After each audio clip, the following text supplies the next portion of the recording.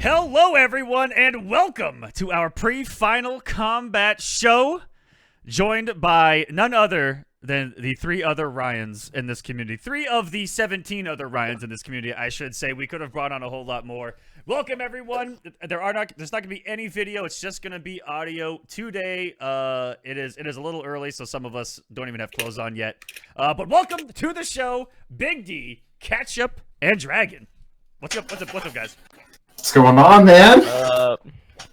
I want to use this as an immediate opportunity to mention that V3 Noob Cybot is bad. I saw it in the chat. I just want to address that. Nice. Also, hello, everyone. I'm pretty sure there's at least 25 Ryans in this scene. There's a lot. Yeah, there's definitely over 17. I actually think Ryan has to be the most popular name in all of the FGC. Think about it. Probably is. Especially in our scene. Hold on, let me... Yeah. Okay. So there's like a lot to talk about. Obviously, LCQ and Final Kombat is this weekend. But really, like, what I think we should start off with is just kind of going over what's happened in, honestly, just this entire season from the very beginning. Aquaman, I don't know if you want to start us off. Oh, absolutely. Let me pull up our little doc here. Guys, what we're gonna do here is we're going to go over what LCQ, what Final Kombat is, what the pro competition is, recap the pro competition very briefly, just to tell you guys, if you guys missed out on anything, what you guys missed out on, and just to give you, some of the major storylines going into Final Kombat, and just hype it up. Why should you watch, why should you care about this event? We're also going to be going over some of our picks for the best ofs in a bunch of different categories, which we're gonna have a lot of fun with, and then just have some free-for-all discussions about Final Kombat, and more importantly, ending on LCQ, which there are going to be some hot takes. There's going to be some bold predictions, and we happen to have one of the finalists here in the call with us. So it's gonna be interesting to get not only the commentator and the viewers' perspective, but also the players' perspective on all of this. I'm excited, man. Like, LCQ, you guys, like, every single topic we have to talk about today is going to be really juicy, but LCQ, man, like, I can't wait to talk about that. But we're going to get through everything first. Obviously, the season, if everyone wants to rewind the clocks all the way back to Combo Breaker last May, end of May, that was it was the first stop in the pro competition. Tons of people, tons of talent, tons of representation from all over the world. And there was a lot of, not even just upsets, but just like insane matches in general. In my opinion, Combo Breaker was one of my favorite tournaments to watch just because the game was completely fresh. No one really knew what to expect as far as characters or variations or players returning from Injustice 2, or even those that took a break after MKX and then just came back. Well, for me, Combo Breaker was the complete kind of perfect example of what happens when a new NetherRealm game hits the scene. Everyone was really excited for a Mortal Kombat. They always are. MK always has this massive initial push because it has this, I guess some people see it as something, sometimes people enjoy it and sometimes people don't enjoy it so much, is this idea of every time a Mortal Kombat comes out, it's different.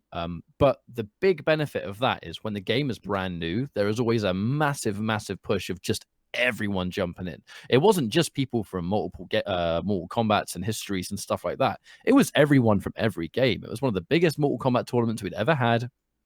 People from Tekken, people from DBFZ, Street Fighter, like basically name the game, and those people were playing Mortal Kombat as well. And it's something I haven't really seen before because I didn't start traveling to America properly until the MKX Pro League days, and even then that was on a finals-based basis. All the majors and the initial first tournaments, when the same thing happened, I'd missed that. MK9 is an entirely different story. None of us traveled back at MK9. Yeah, if you were America, that was kind of it. You were just in the American scene.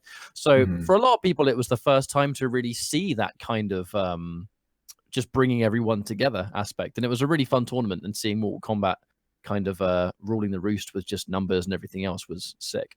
Yeah, it was just the perfect way to start off, Mortal Kombat coming back, from MKX, and to happen there at Combo Breaker, which has supported us so much throughout throughout Combo Breaker's history. Shouts to Rick. Yeah, shouts to Rick. Always taking care of us, and even the year prior, going back to MK9. I mean, that's all you really need to say is if in what was that? Was that 2018 that we played MK9? Mm-hmm. Who would have thought? In a world, but yeah, Combo Breaker to start us off, and to potentially start off what could be another season, which we have our fingers crossed for, of the pro competition. But before we get into the actual pro competition, I want to go over real quick just what Final Kombat is, when it's happening, where it's taking place. It's happening this weekend, March 7th, March 8th. It's at 2 different locations. Everyone that has tickets, I'm sure already knows that. LCQ is going to be happening at Ignite Gaming Lounge. So we're actually going to be inside a little LAN center for LCQ, where the bloodbath is going to go down on 7th. One winner is going to make it out of LCQ to make it into Final Kombat, which is going to be March 8th. And unfortunately, we don't have the stream times yet, but I'm sure that they'll make that known publicly when they're ready. That's the only thing that we don't know, is I'm not too sure of the actual times, but I can almost safely say, and feel free to back me up or blow me up for this, but I'm pretty sure that all day Saturday will be LCQ. If that's not an all-dayer, I don't know. It's definitely going to be an all-dayer. I'd imagine so. Like you said, like schedule isn't out just yet. I'm sure it's going to be out within the next couple of days, but I would imagine LCQ is just going to be a one-day tournament straight through to the end. And then they'll move on from there. I'm assuming finals will be, I would guess, on Sunday. Yeah, it's going to be on Sunday, and it's been kind of back and forth with the Injustice Pro Series as far as the start times, but it will start. Usually it's an all-day event as well, where they start around noon, 1-ish, and then go all the way till the evening. If you remember the Injustice Pro Series both years, going pretty long. So this could just be an all-weekend event on top of everything else that's going to be going on at Final Kombat. I imagine that there's going to be more of a show to it this year with how many guests we have, not only from NetherRealm Studios, but they've got the collective there, so we're going to have a lot of art going on, and special guest appearances. Todd McFarlane, Keith David, Kerry Tagawa. We've also got Trivium stopping by. It's going to be effing insane. Yeah, I am so excited to meet Kerry. Like I'm not going to gush over it, but like, hey, I'm 100% getting a picture. I'm shaking that man's hand, and I might shed 1 or 2 tears. Maybe. As someone who has already met him, Mustard and I met him at a UK convention last year. He's like he's really down to earth. He's very, very, very just humble and super nice to chat to. I think honestly, you can very much tell that Kerry Tagawa is just happy that he was involved in something that meant so much to so many people. Because how many of us of like that age group, I know some of us were, not even born when the Mortal Kombat movie came out, but the rest of us, the rest of us Ryans that were, it was a big part of us.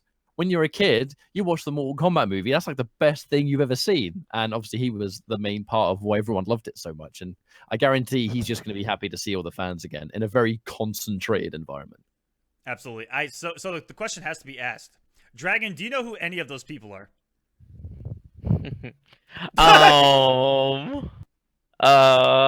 Remember that Dragon was an Alien player without having seen Alien. Ever.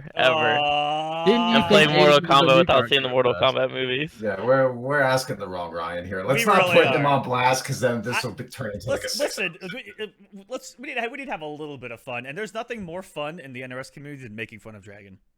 Oh yeah. It's great, man. He's I absolutely love it, guys.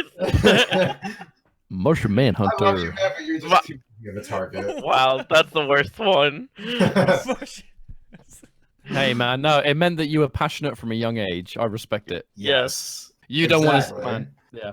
I didn't even know there was a tournament scene back then either. Yep. That's slightly fair. Yeah. More fair than everything else that you just said. Yeah. Anyways. I didn't think anyone would find it, so I didn't delete it. But I have maybe I should have. I've got a couple of those out there that I'm like, man, something's gonna come back to burn me one day. I know it is. Yeah, right. I actually watched that full video, and it was very hard to watch. Like, wow, that was bad. You need to, I made it through you need to to about remake it 6 with seconds. your current knowledge. Yeah, right. Go back and then reapply that to Injustice 1. That'd be pretty cool. So yeah, we're gonna have a lot of guests, especially from again, kind of the older generation that grew up on the game, and Spawn and Keith David. I grew up on Keith David not with Spawn in Mortal Kombat. I grew up with Keith David as the voice of Goliath from Gargoyles. You know, Oh wow. like there's and of course so many other things. Keith David's one of the goats of not only voice acting but just acting in general.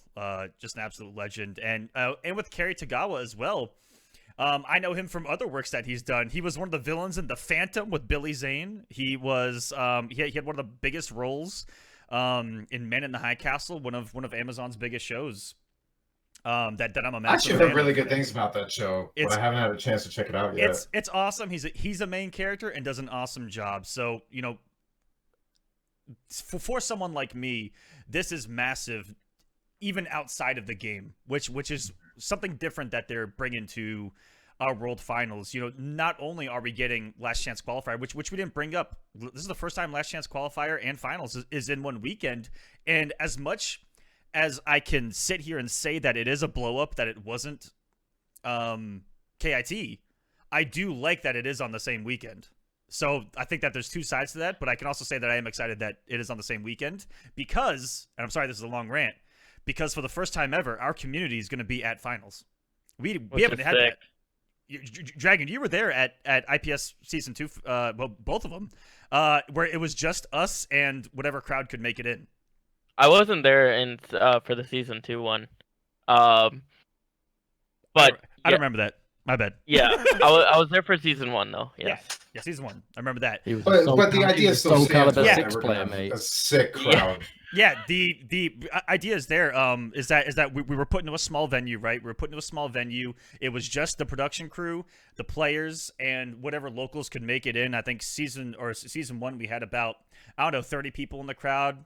And for Season 2 it was even smaller. So for our community to be there in person with us for Finals is going to be something new for our community and for us.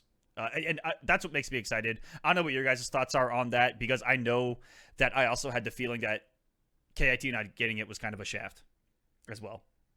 I feel like I'm just excited.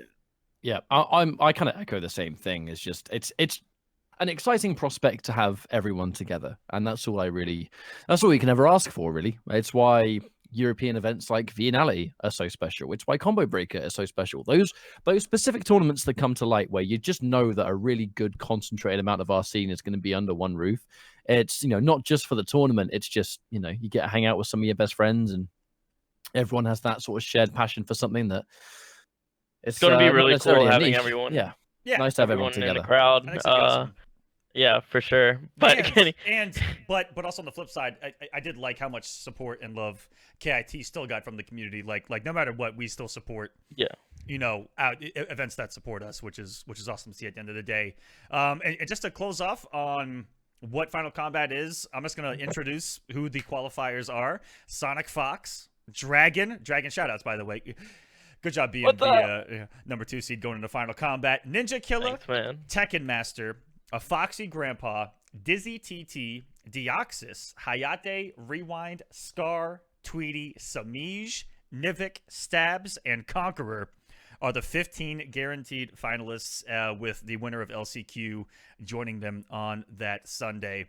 And that is, would you say that this is like the most diverse that a final has been? Because look at the representation here. You have 1, 2, 3, 4, 5, 6 different countries represented, 6 different scenes represented here. It's already different because Mortal Kombat for many years was always kind of considered like just an American game. And personally, to me, more to the maybe negative side of that opinion, Mortal Kombat was a game that had the biggest tournaments and almost every single tournament in the States. So a lot of the world couldn't really travel to it. And that was the problem, was just no one could travel. And the most eyes were always on America, which also in turn had the most access to each other. So it was kind of like in something like MK9, you wouldn't really have had that. If there was a Mortal Kombat 9 World Tour, I'd guarantee 16 out of 16 would have been North America. It's just how things have changed and how the access to being able to get to events, the rise of sponsors and stuff like that. It kind of just allows there to be more open access. And then at the same time, you've got those programs that are entirely focused on the players that can't constantly get to the States now have their own opportunity. You know, the Liga Latinas, the Intercontinentals, and that has done a wonderful job of demonstrating really top level talent as well. That the big thing and the biggest shout I want to give to that entire list is Conqueror. The absolute insane display he had at Liga Latina, and the fact that he got denied visa originally. He almost didn't even get to attend, and he got his visa approved. And before you know it, now one of the best Sub-Zeros, some say the world's greatest, is going to be at finals, guaranteed. I actually have a question about that because I'm pretty sure if my memory serves me right, it's been a rough few years. Hasn't this happened to Conqueror before where he was denied a visa? Hasn't this happened in previous games? Or am I thinking about somebody else? Well, denied visas are the biggest killer of NetherRealm esports. Yeah, but I've heard that for some of the Russian players. Also, some of the other Brazilians. I believe we saw Killer Shinnok talking about that. Just being a massive hindrance. Where like even like the backup to Conqueror, would have had the same exact issue and so on and so forth.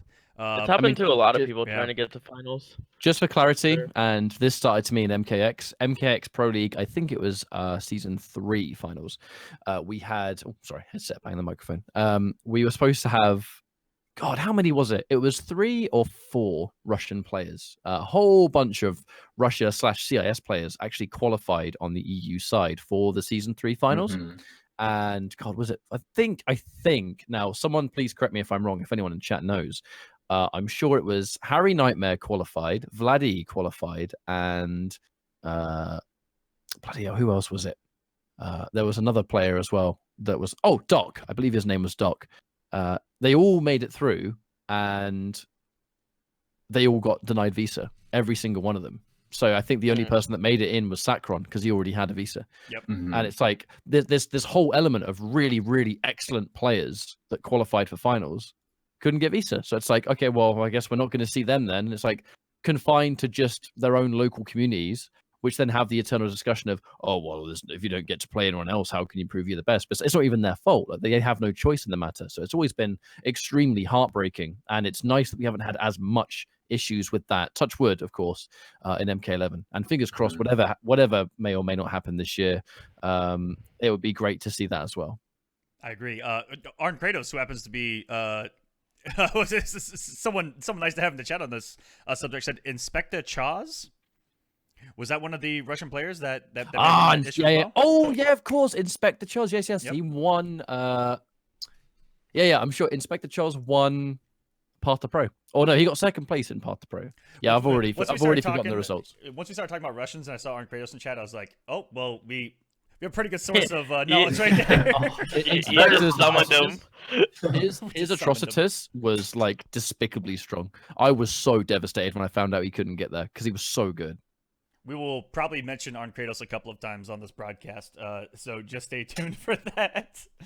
But let's go ahead and move on to the next section where let's go through what the pro competition was. I'm just going to go through the premier events and of course the events that got say Nivik and Conqueror into Final Kombat.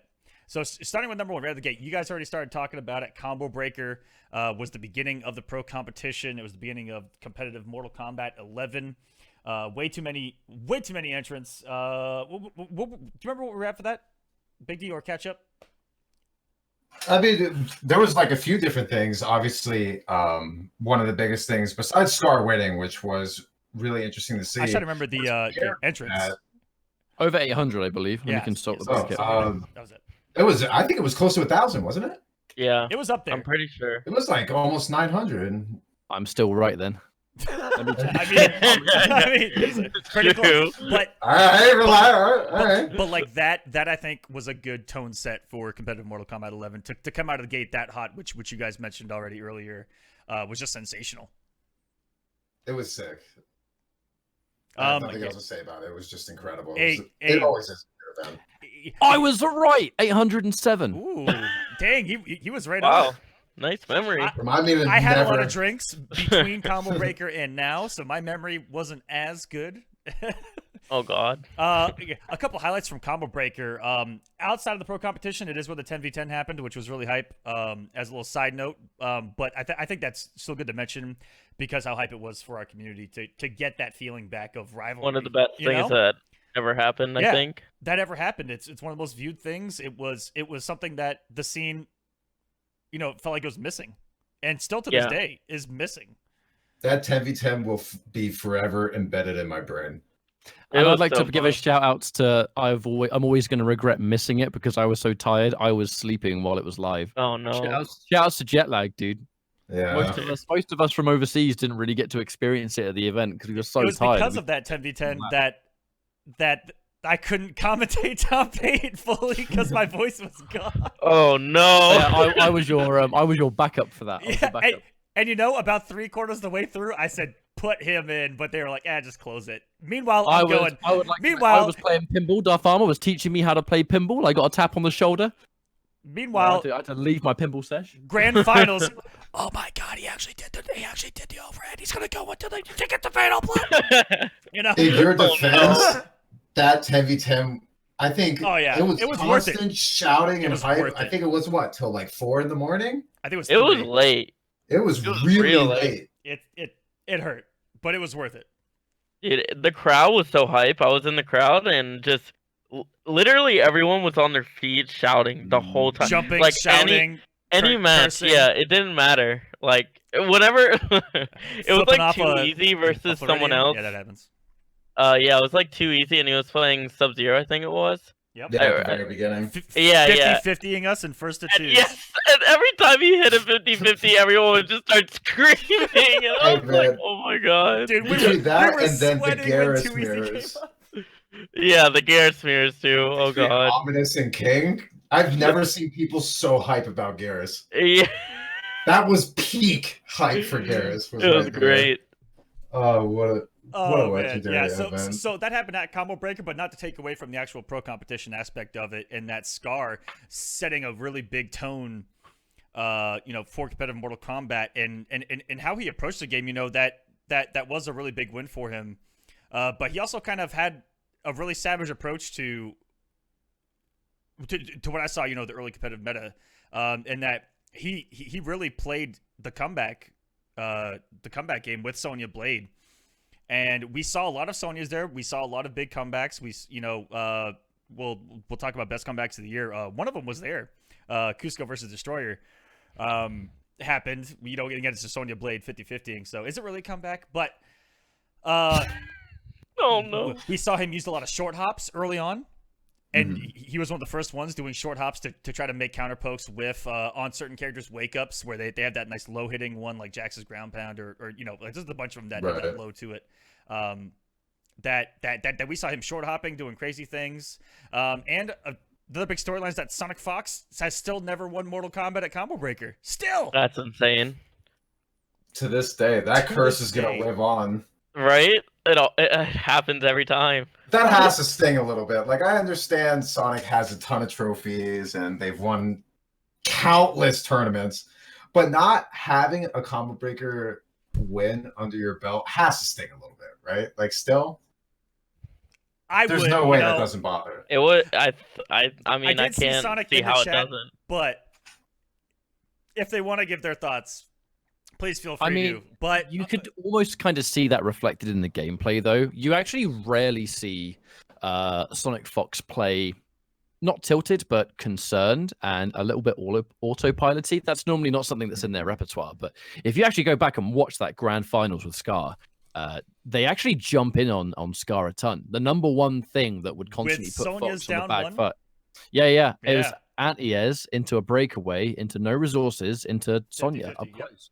That Scar played absolutely perfectly. Into Sonya. Because it was constantly jumping in. What happens when you jump in all the time? It's because you're worried about something, maybe you're a little bit autopilot. Like, they were visibly, you could see it in the gameplay that they were nervous. And maybe there was the whole, I need to win a combo breaker at last. I want to break that kind of curse thing. That plays on your mind, even for someone like Fox. Sonic also had, I think it was 2 back-to-back, 2 reverse 3-0s to survive in the loser side, too. Do you remember the switch to Scarlet, reverse 3-0? Yes. And then I believe they switched as well against Foxy for reverse 3-0 because I believe Foxy was up 2-0 in the losers bracket. So that was a miraculous run by Sonic. If you guys go back and watch that top 8, it was nuts. Wait, so Sonic reverse 3-0'd Foxy? I believe Foxy and Samij back to back. It was the change to I know Jackie. it was me when he changed to Scarlet, Yeah, right? Yep, with Scarlet. Yeah. So then that means that Foxy got reverse 3-0 twice in top 8. Foxy got really screwed in the winner's side. He actually should have beat Scar for sure. He just had to. That was tough to watch. He had that shit. Wow. I didn't even want to bring that up. Honestly. So that you know, when we were talking about this, we were like, man, we're gonna have almost nothing to say about these events, and then we all started remembering. It's like, oh no, all of this happened. That was a that's what moment. happened. But that was Combo Breaker. It was to me an incredible hype start to MK11. Next is online NA East. Nothing too crazy, other than the fact that again Sonic didn't claim victory, but it was Kombat with pre-patch Johnny Cage. So people talk about all the time to this day because he just won Kombat Cup with Johnny Cage going into Final Kombat in LCQ. Kombat was the original Johnny and was able to make it work before the patch. So to say that, you know, he's completely carried by Johnny and is kind of on the bandwagon, absolutely not, is what I'm going to take away from online NA East here, is that Kombat was the original Johnny and had what it took to win even back then with that character. The skill is there. You know, it isn't being carried in a sense, which is I think what a lot of people try to say. Agreed. And that really was, like you said, it was the beginning of the Cage train. I think that's kind of what started getting a lot of the hype around that character. But Kombat winning that event was huge for him because he did fall short at Combo Breaker. Yes. So kind of not getting that big leap in points right off the bat puts a little bit of stress on you. So for him to turn right around and win NA East was really beneficial for him. So that's kind of what helped him get him a lot closer to the finals, at least. That was also the first event that we saw technically Ninja Killer compete was online in that online Correct. NA East. And Ninja Killer got 3rd or 4th, got double eliminated by Sonic in that tournament, but made I remember that they had a couple of counter picks between each other, and Sonic having to go to, I'm forgetting the name of it, Dragon, what is the tackle version of Cassie? Yas Queen. Yeah, that's the one. And that was where we first started to see the Ass Queen movement from Sonic, which carries over into the next event, CEO. I mean, CEO was incredible. That was, without a doubt, starting off with Ninja Killer's debut, which I think was one of the biggest things that people will remember. But moving forward, like you said, Sonic's kind of discovery of Cassie's second variation to go up against Setron is really what helped him close out that, you know, that grand final set, which honestly I'm going to let Dragon talk about because obviously he was there. So while you guys discuss this, I need to quickly go for a few minutes and order some dinner. So I wasn't at this tournament, so it's probably more appropriate that I leave now. I'll be back in a few minutes. All right. You got it. So, Dragon, what were you about to say?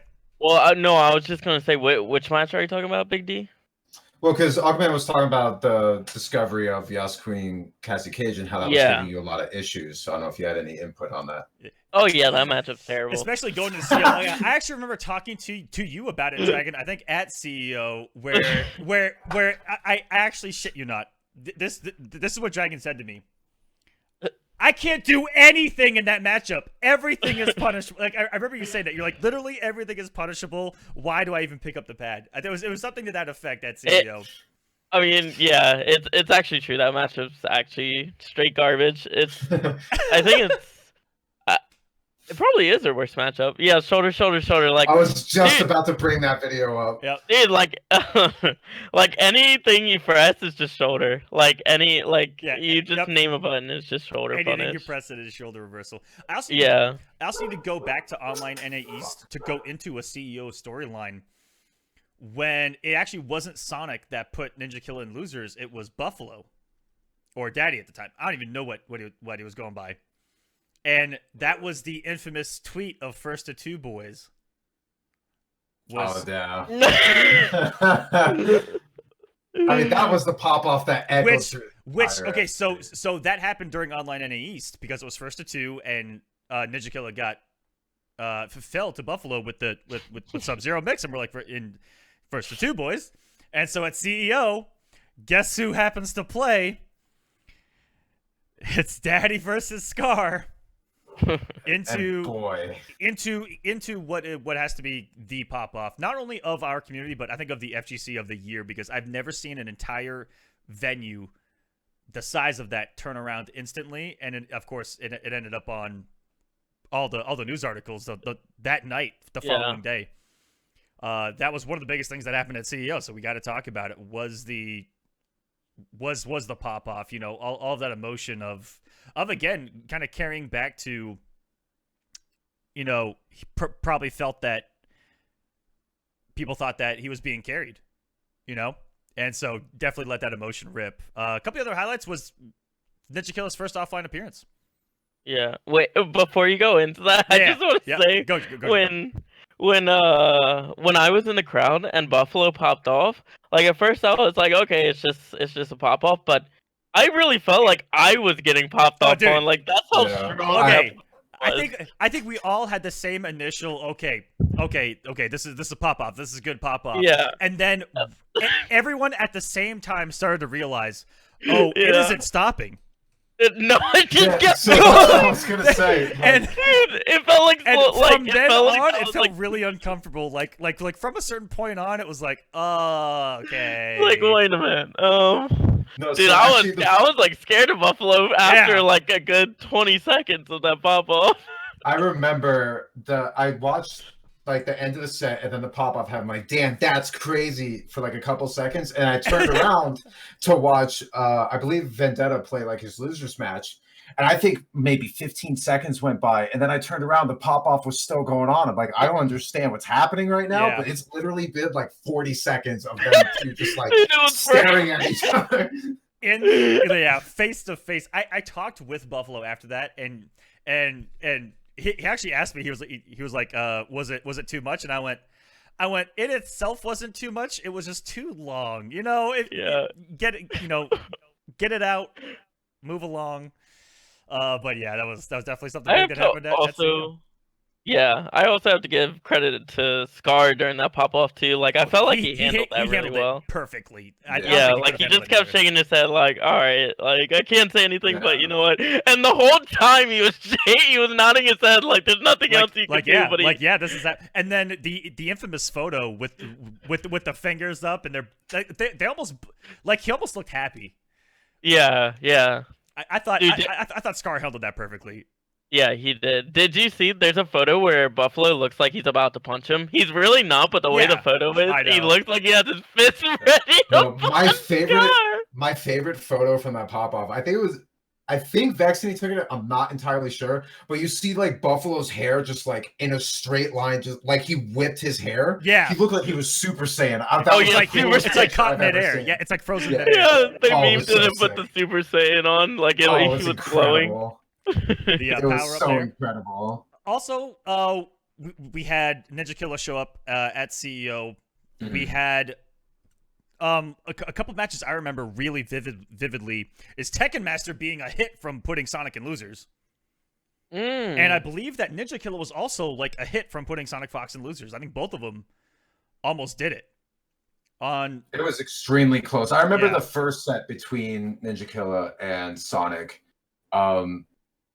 Ninja Killer almost had Sonic. Like it was done. It was a wrap, but then Sonic managed to close it out like 2-1. And then obviously later on, top 8, the adaptation was just insane on Sonic. So and it was the same for Tekken Master too. Exactly. And this happened off stream, but I didn't even get to see it, but it's still one of the biggest moments to me from CEO. Was when Deoxys got his flawless block read by Ninja Killer into 600 damage into GG's. It's crazy to look back on that and how hyped it was, because I was right there at the setup when they were playing, and everyone got so hyped. I'm like, damn, like you just lost 68% of your health. It was trying to get off the ground. It was forward 4 parry, right? It was a forward 4 parry that got him. No, it was 4-4 parry. Oh, that's what it was. Yeah, so he read the flawless block and then did forward 4 immediately in the parry. I'm like, damn, you just got red once, and your That's- life is over. I feel like his whole career just got red. Like And after that, it so- was like I think that the very close match with Sonic, what he did to Deoxys, and the fact that he got top 8 really set the tone for Ninja Killer competitively. It's like, this is how you make your start. Okay, calm down. Well, and you have to think, Ninja Killer had like an insane path into, like, if you look at the names that he had to take out, he took out King. He took out me. Back Yeah, I was like, you yeah, took out I that remember guy, that Big match. D. I remember that match. And then he almost took out Sonic. Like, he had so many names in his path, and he just like breezed through all of them. And then he got what, 4th at that tournament? I want to say 4th or 5th. I believe it was 4th. I'm not entirely sure. I think it was 4th, because in the 5th place match, I think is when he fought Tweety, which was which was the surprise pick of Frost.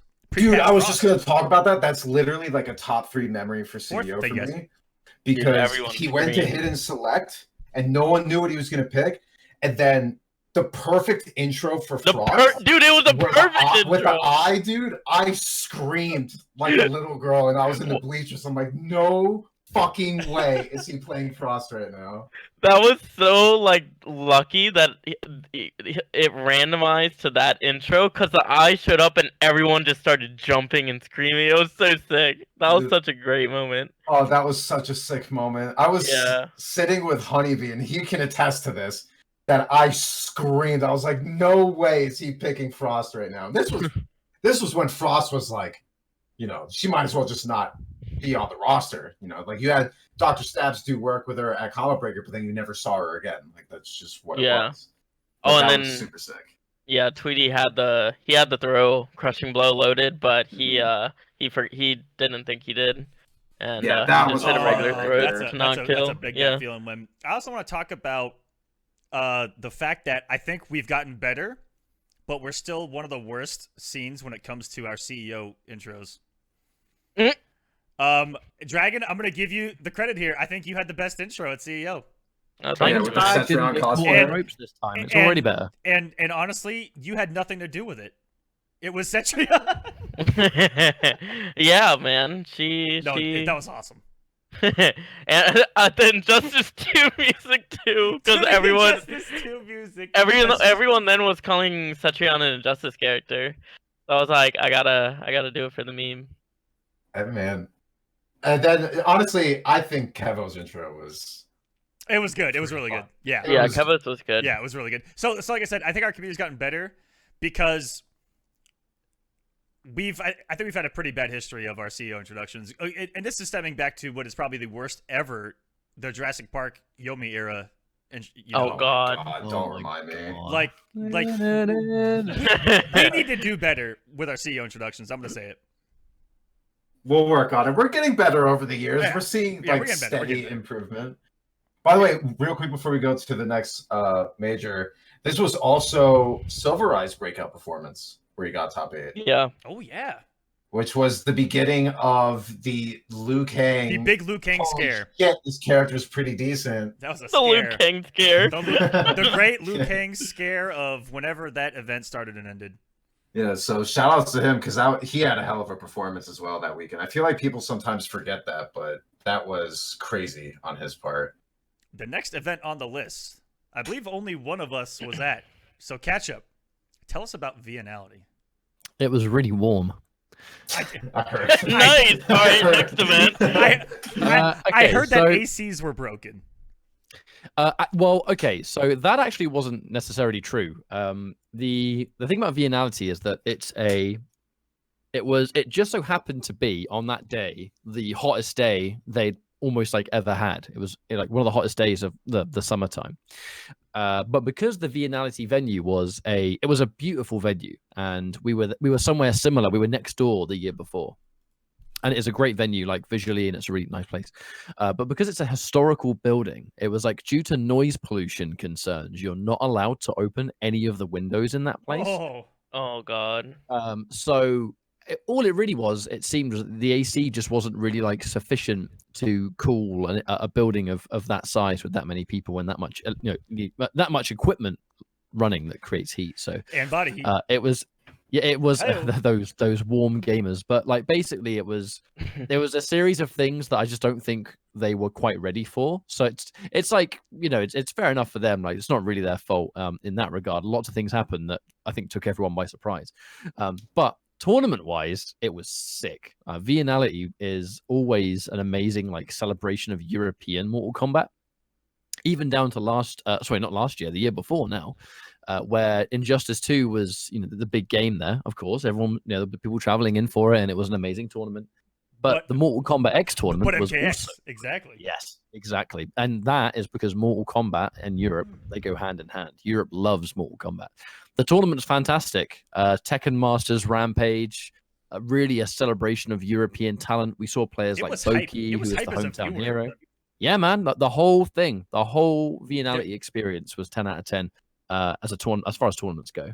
There's something about Viennality that brings the crowd out. And again, I think it's just that natural passion for Mortal Kombat that's in Europe that, we saw at Celtic Throwdown as well. You guys just get into it over there a lot more than we see in some of these NA crowds. I'm going to come out and say it. That's one of the hypest things for me, especially during that top 8 with all the emotion that was on the line, regions, versus regions, and just the energy was something special at Viennality this year, and usually always is. Yeah, we did have that hilarious moment of RZA versus, I cannot remember the player's name, but a Sub-Zero player who was doing really well, jumped in on Geras, got hit by the fatal blow from behind. The crowd lost their collective marbles. Yep. There were great moments. Like, one of the MVPs of that tournament was definitely Boki, who anyone that watched MKX in Europe, local, know who Boki is. Yeah, he was a local boy. He's actually going to be at the LCQ, Boki is. He qualified. There was the Viennality crew were running a tournament a fair few months ago now, where if you won it, you got sent to the LCQ, and Boki won that tournament. So he's actually going to be there with Lotus Fist Lau.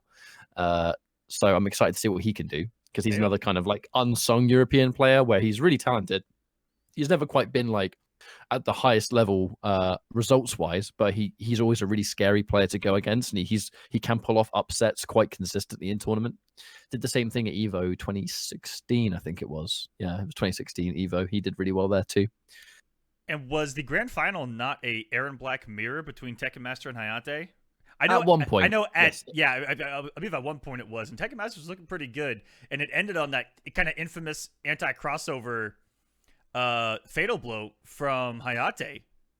That was sensational. Wake up fatal blow to beat the jump in. It was done entirely to beat the jump in. Well, he saw the jump and did it. That was one of the most intense grand finals we've ever had. It was intense and it was tense at the same time. It was both. It was it was a great grand finals. Yeah, I agree with what Scare Tactics says. In Austria and Germany and those kind of parts of Europe, they're obsessed with sparkling water, which I think tastes like TV static. I don't know why so many people there drink fizzy water. It's so bad. Have you ever tasted TV static before? No, but it tastes like when you're static.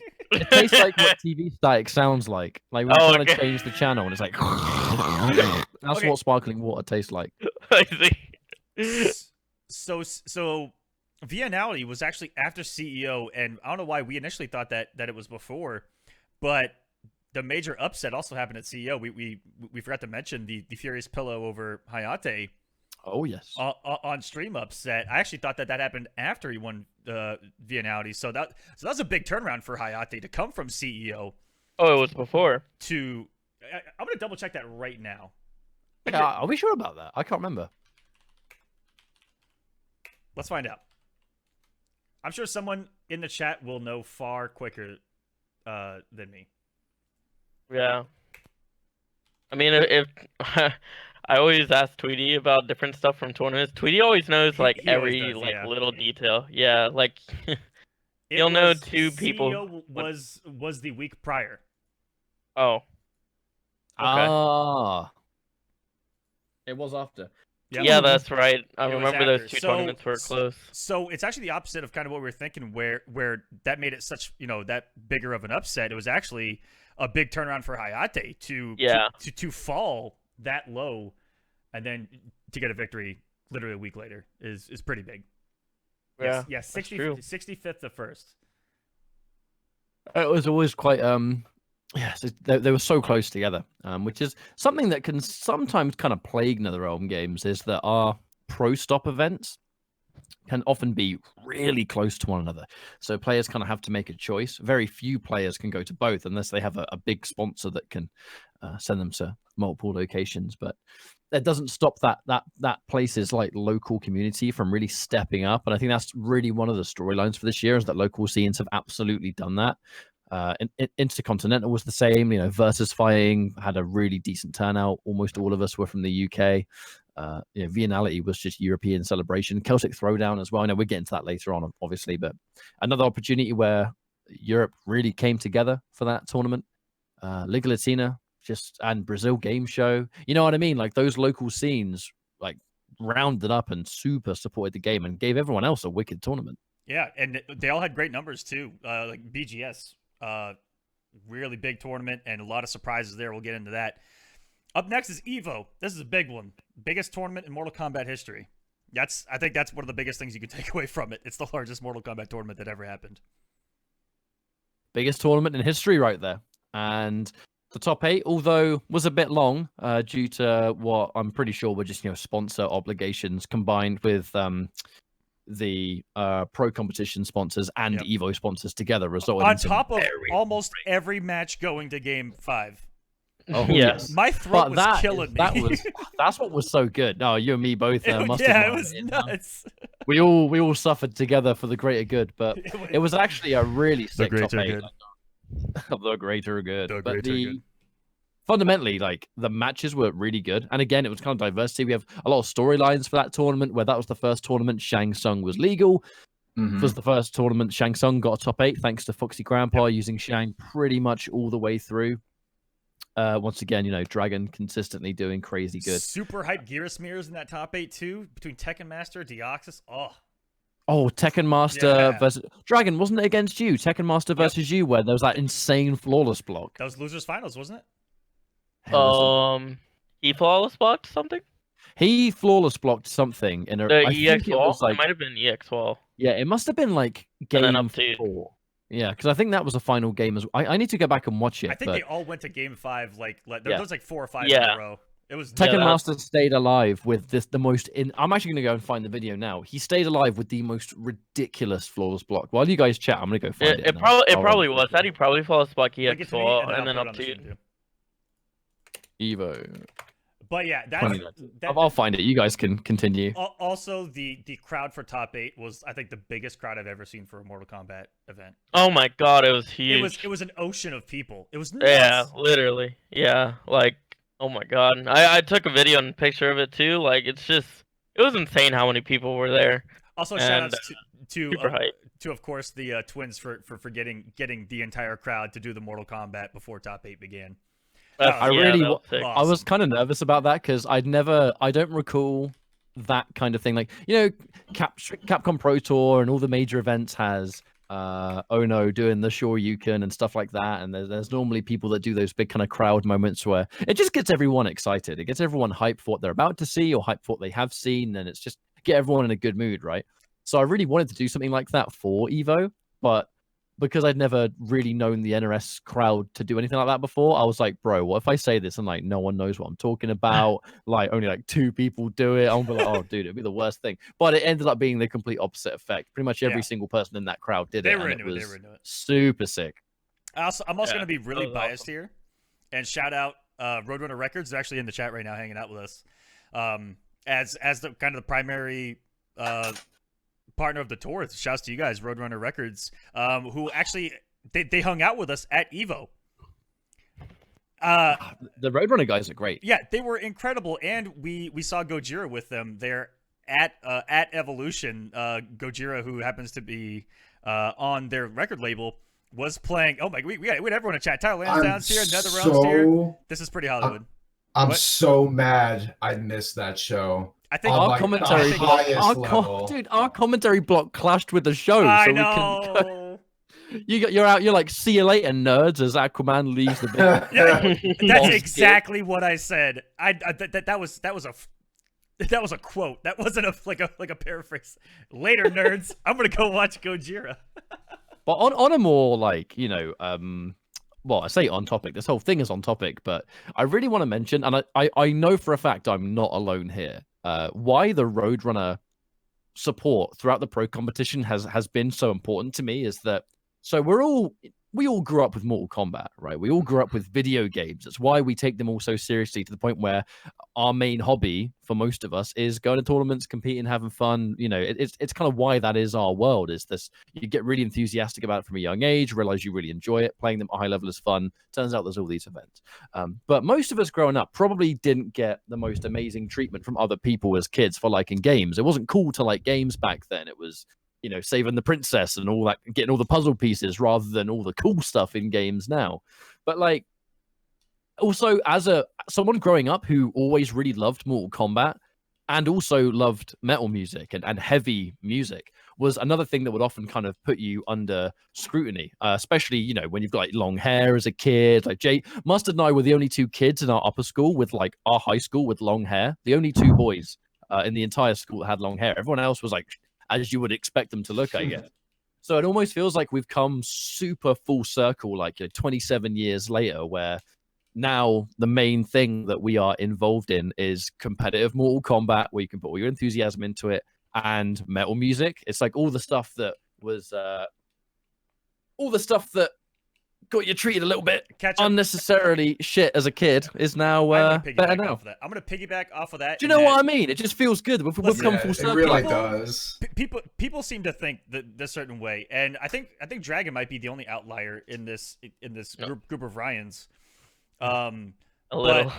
But well, on this topic of Roadrunner Records, in that us three happen to be commentators on the tour, and all three of us happen to love metal, which is actually in and of itself incredibly rare. And a lot of people think that we're just chilling, you know, we're only supporting it we because we're doing it. Listen to metal. Are you stupid? Well, even more so too, I grew up on a lot of Roadrunners records. Exactly. I grew up on like so many of those bands. Label. So many, and like the passion is not fake from any of us talking about these bands, talking about this record label, and it's a literal dream come true for someone like me. And I know I can speak on behalf of at least Ketchup and Big D here to say that is a literal dream come true that we didn't even know was possible until it happened. Because I get to it's like, bro, what? I get to commentate tournaments and band merch? Yeah, kidding? I get to commentate in band merch. I just shouted out a band. I just advertised a band and their album that I grew up on. Are you kidding me? It's the greatest thing ever.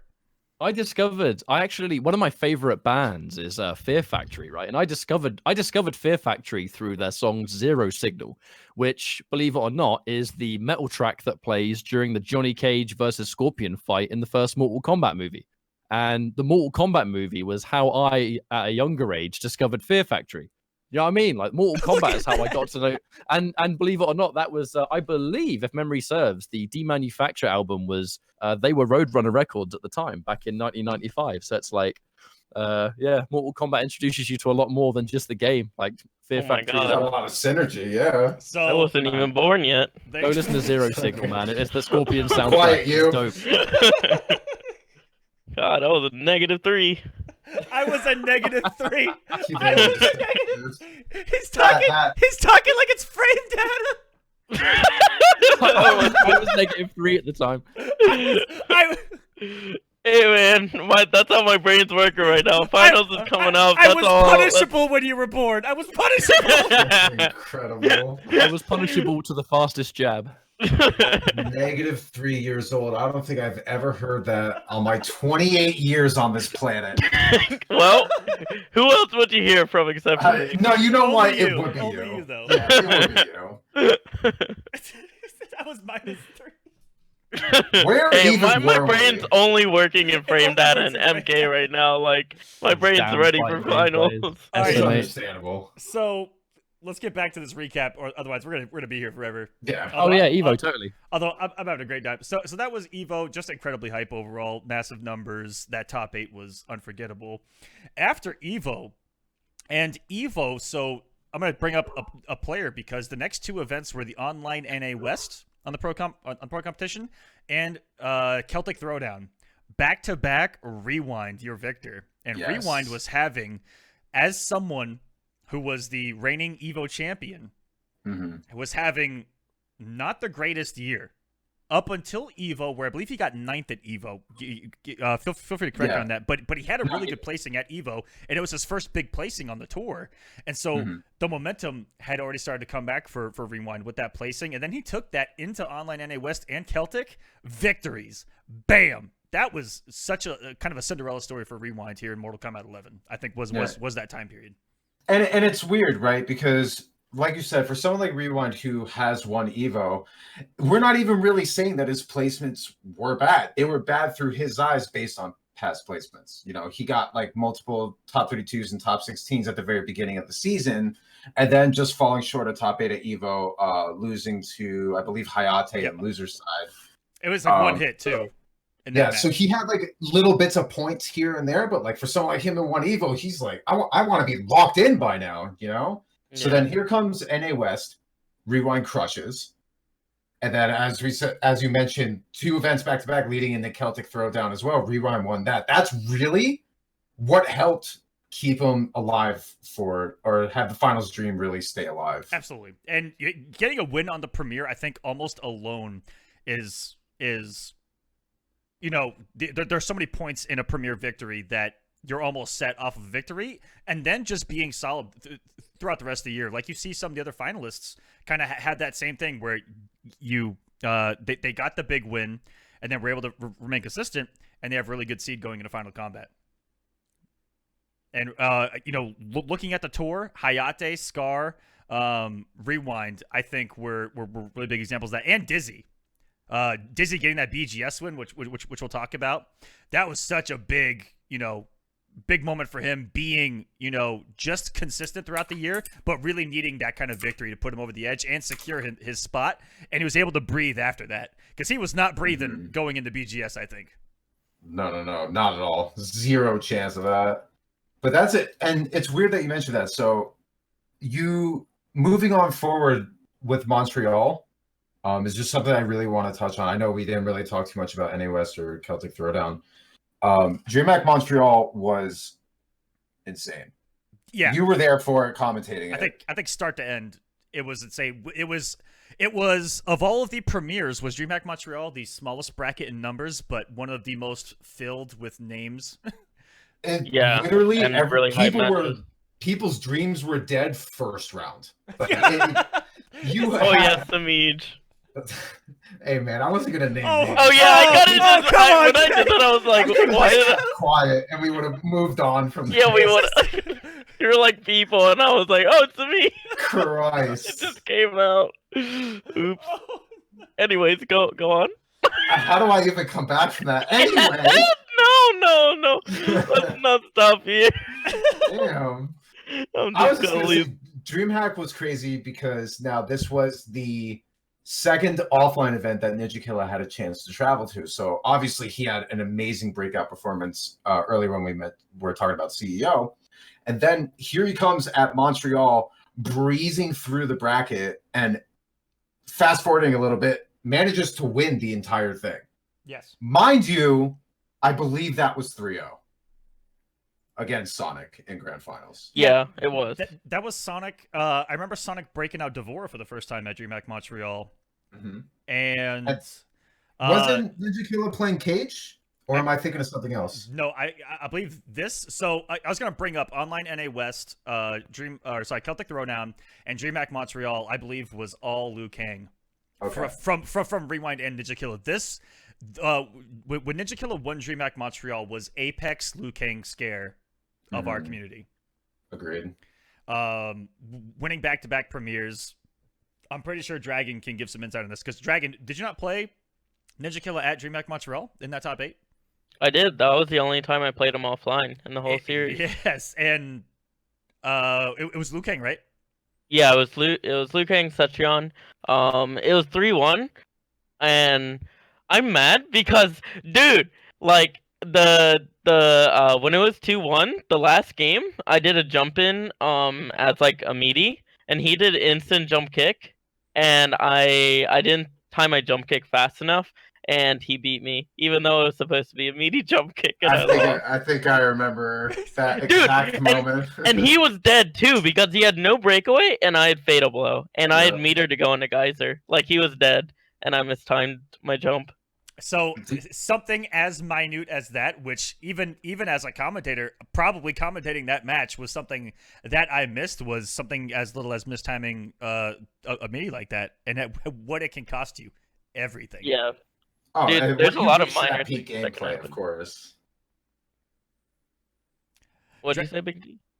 I was saying when you reach that peak gameplay, like what that highest level, one little mistake like that is like deadly.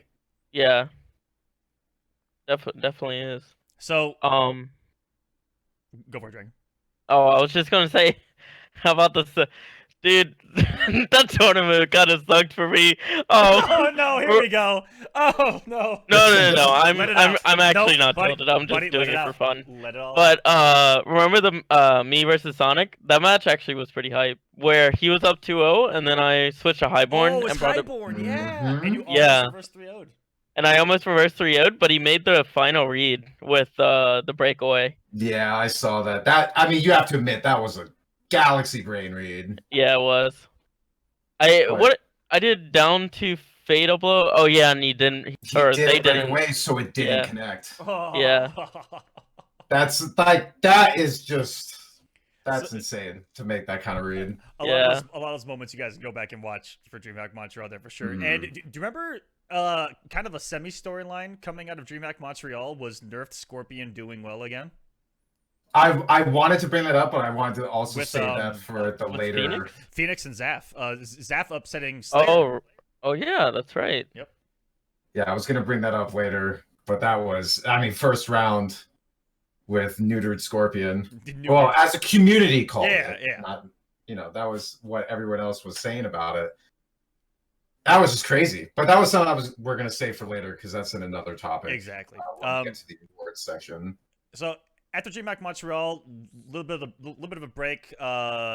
So some of the online EU stuff happening, and then a really big one being just a pure premiere on the tour is Brazil Game Show.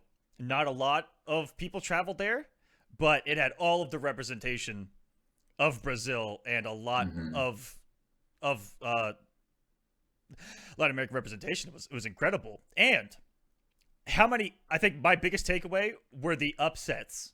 Gur, Forever King, and Infinity went down there, as well as Dizzy and a couple others. But they all got upset early by again that local talent, that this was their shot, and guess what? They took it. Yeah, I think Gur got 9th, I believe. 9th or 13th, yeah. Yeah. And South King, America. I believe both King and Infinity placed outside of top 16. Yeah, I think they got 23rd maybe, like somewhere in that range. Like definitely out of top 16. Still had a good performance, but again, like when you're talking about these kinds of players, it's definitely not what they're looking to get.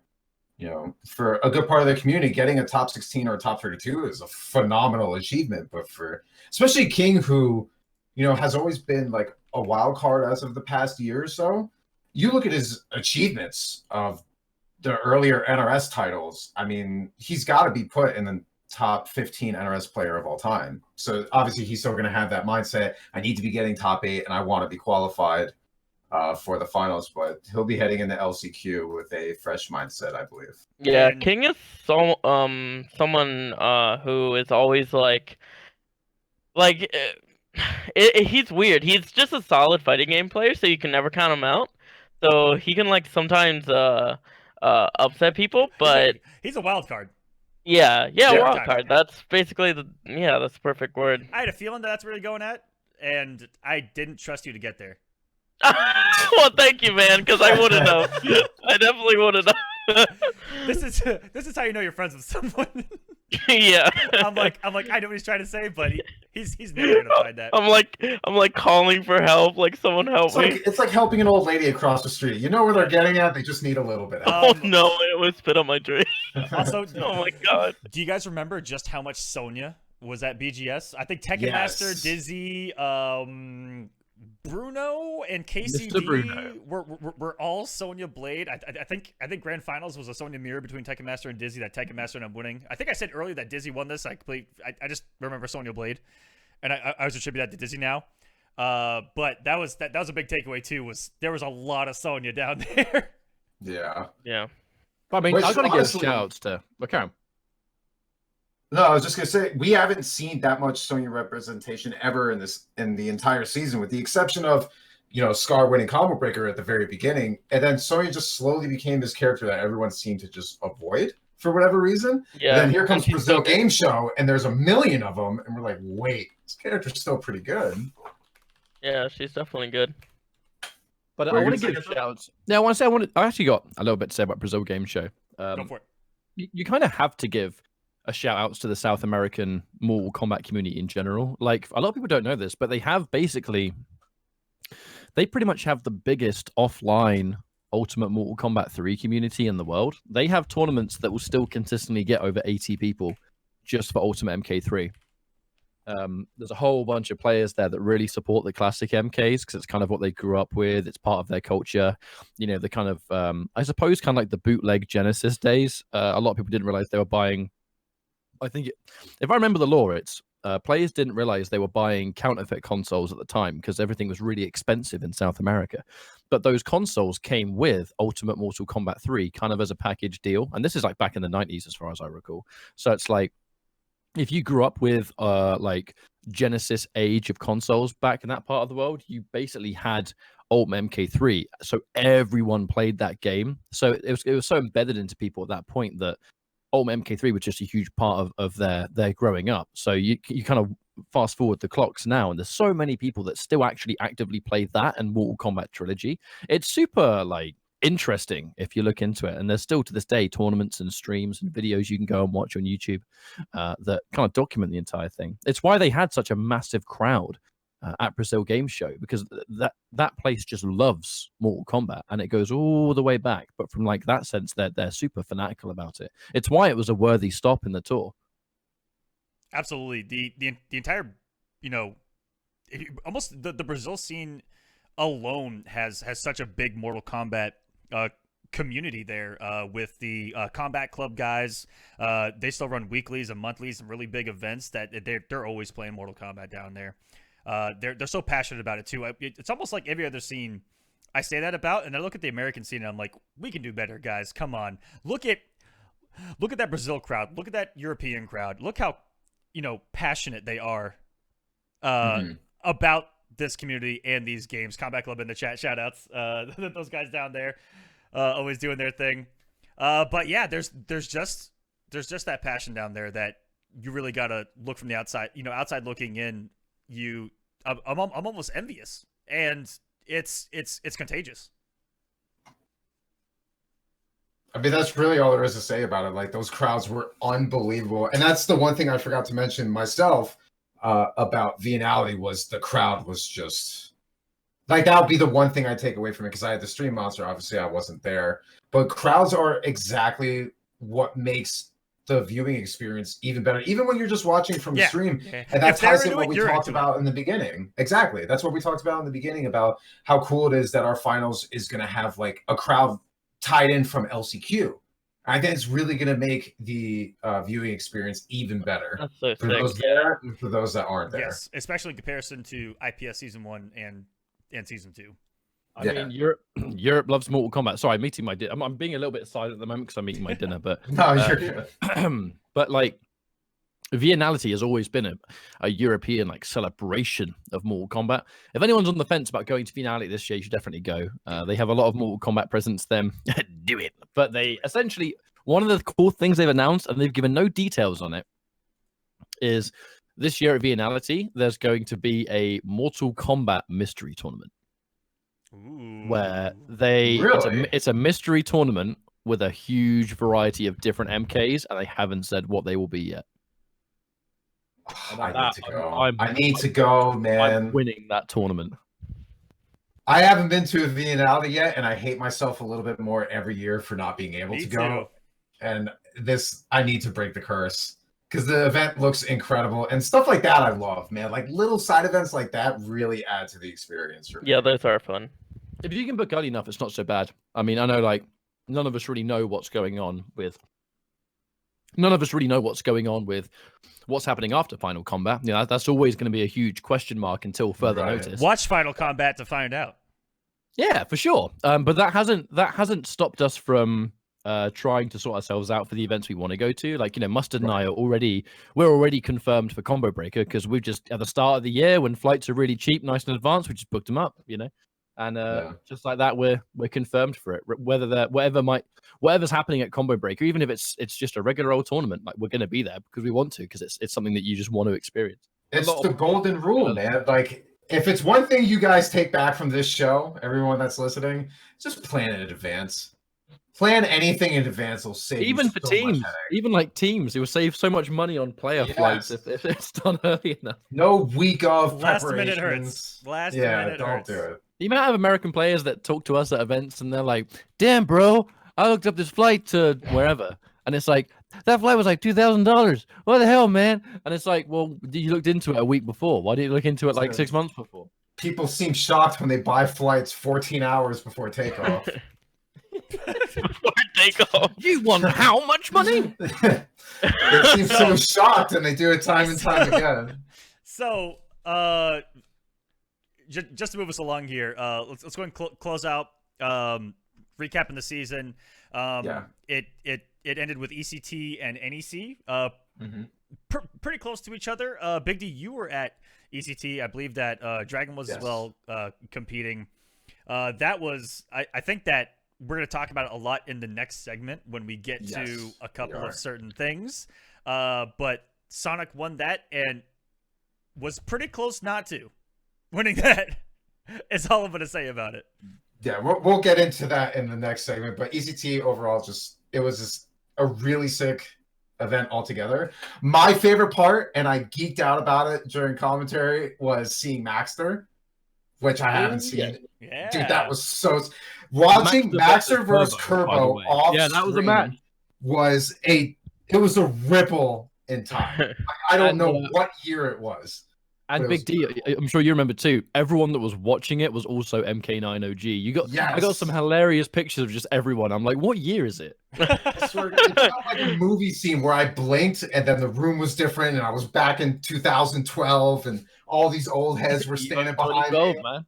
And I start getting a headache. I'm like, I don't know what's gonna happen. Big D, it was MLG Rally all over again.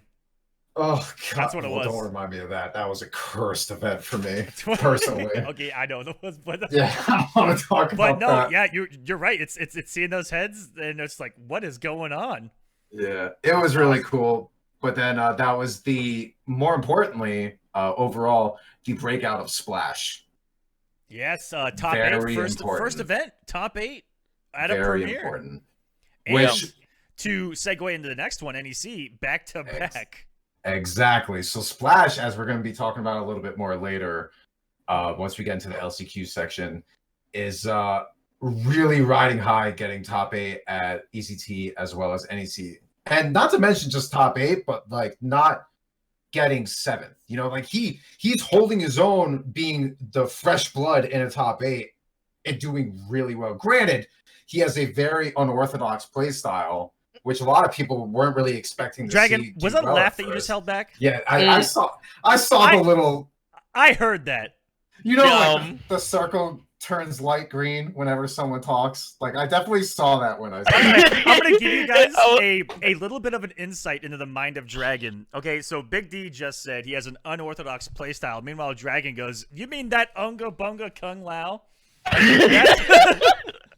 Well, you know what? And one of the reasons I love Splash is because he'll own up to anything. Like he knows for sure. Some crazy risks, and I love that because, in my opinion, I'm the biggest advocate of you can't be too textbook when playing competitively. You can't be too textbook, and I think his play style is perfect. I think that he plays a role really well, and Dragon. Let me know if this is a good way of explaining it. Because you've played Splash before. A lot. He is almost unconditionable. You know, Yeah, That's important. I'd say that. Yeah. He's a very hard player to have a read on. And on top of that, the play style of almost pure aggression can be so overwhelming that by the time you even get your game plan going, you could be down a game and a half because you got hit in the corner once. It's just very unsettling to play against not only the player but the character at the same time. Like they're a match made in heaven is what Splash and Kung Lao are. Yeah, he plays Lao's offense really well. Yeah, I'm looking forward to seeing how it does. But regardless, getting back on topic, he was definitely one of the big performances at ECT and NEC, honestly. And a quick shout out to Brito Voorhees for getting top 8 at ECT as well. I also may have to go back off topic in that just announced on Twitter, Darth Arma is expecting a child. Congratulations to Darth Arma, just announced on Twitter. One of the other commentators for Final Kombat. Awesome. That makes me so happy. Oh, that makes me so happy. Prosper, fellow king. Congratulations, man. That is huge. Yeah, congrats. Papa Arma. Wow. You heard it here first. Cool. You heard it here first. Papa Arma, everybody. Darth Papa. I like that one better. I like the other one better. That sounds like an evil dad. He's going to raise him to be a Joker main, so what do you think? Or Batman main, depending on what game is I'd probably imagine Batman. But so that's how the pro competition wrapped up with ECT and NEC. But also 3 other events happened that players were able to get into Final Kombat through. That was Liga Latina, Intercontinental, and Northern Arena. Touch on them quickly. Foxy was looking to gatekeep at Intercontinental, if you remember. If Foxy would have won, the last place would have gone to points, which would have been Combat, right? Mm-hmm. I believe so, yeah. So because of what happened, there was such a big impact on that. And Nivik, this was our first look at Upgraded, by the way, absolutely tore that bracket up. Yes, he did. Sorry, I just had to quickly nip to the bathroom. Intercontinental was a big deal for a lot of us from that part of the world because it was, it was the collection of all of the other tournaments that weren't pro competition related, but they were intercontinental. So they were just as important to majority EU. And obviously, Australia had their qualifier, Middle East and all that stuff. The territories that all are super enthusiastic about the game, but don't get a huge amount of opportunities. It was just wonderful to see everyone come together to truly demonstrate who was the best at the time. We had some killers in the bracket, and every single person in that tournament was capable of winning it. Like you had people like Sacron, Wasminator, Dizzy, TT. Video games, Joe, VGY, although this has absolutely been his rookie year, the fact that he went from such a climb from being really new to the world of competitive in any way, and then to now being one of the favorites for LCQ, like he's had a crazy journey and he didn't win it. That's the thing. Nivek, if you took all the players in that bracket and you had a prediction over who had the best chance of winning by results alone, and we can get into this more later, by results alone, Nivek had the lowest chance of winning it. Absolutely. But he grinded really hard with Upgraded, who a lot of people didn't seem all that ready for, and dominated. It was a crazy good tournament, and he super earned his spot, and he's someone to watch out for. Final Kombat for sure. I saw in that top, in that bracket, I saw like a Nivik of old where the execution was absolutely crisp. And I had. You remember his Thunder God? That's what I was going to go back to. I hadn't seen that since his Thunder God. His Supergirl was really tame in comparison to that very aggressive style, and it looked like he was playing that old school rushdown style of pure aggression. Execution was crisp, and that grand finals was a waxing.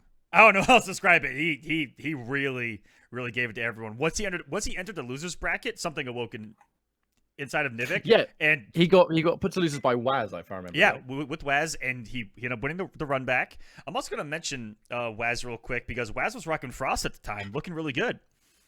At around the same time, ECT, we also saw a really good performance from Hey George with Frost. Stabs winning Northern Arena with Frost. So Frost was having a really good time towards the tail end.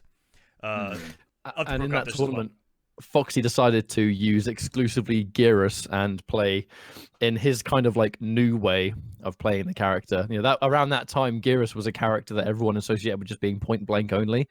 Foxy randomly starts playing. He started playing Gearus because it was kind of like a can't beat them, join them kind of deal, where he was playing loads of Shang Tsung, and the one character he always had a really hard time with was Gearus. He was like, Gearus destroys this character, in his opinion, at the time.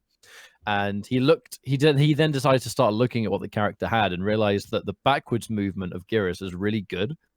And he was like, okay, well, you know, I hit something like a neck chop or whatever.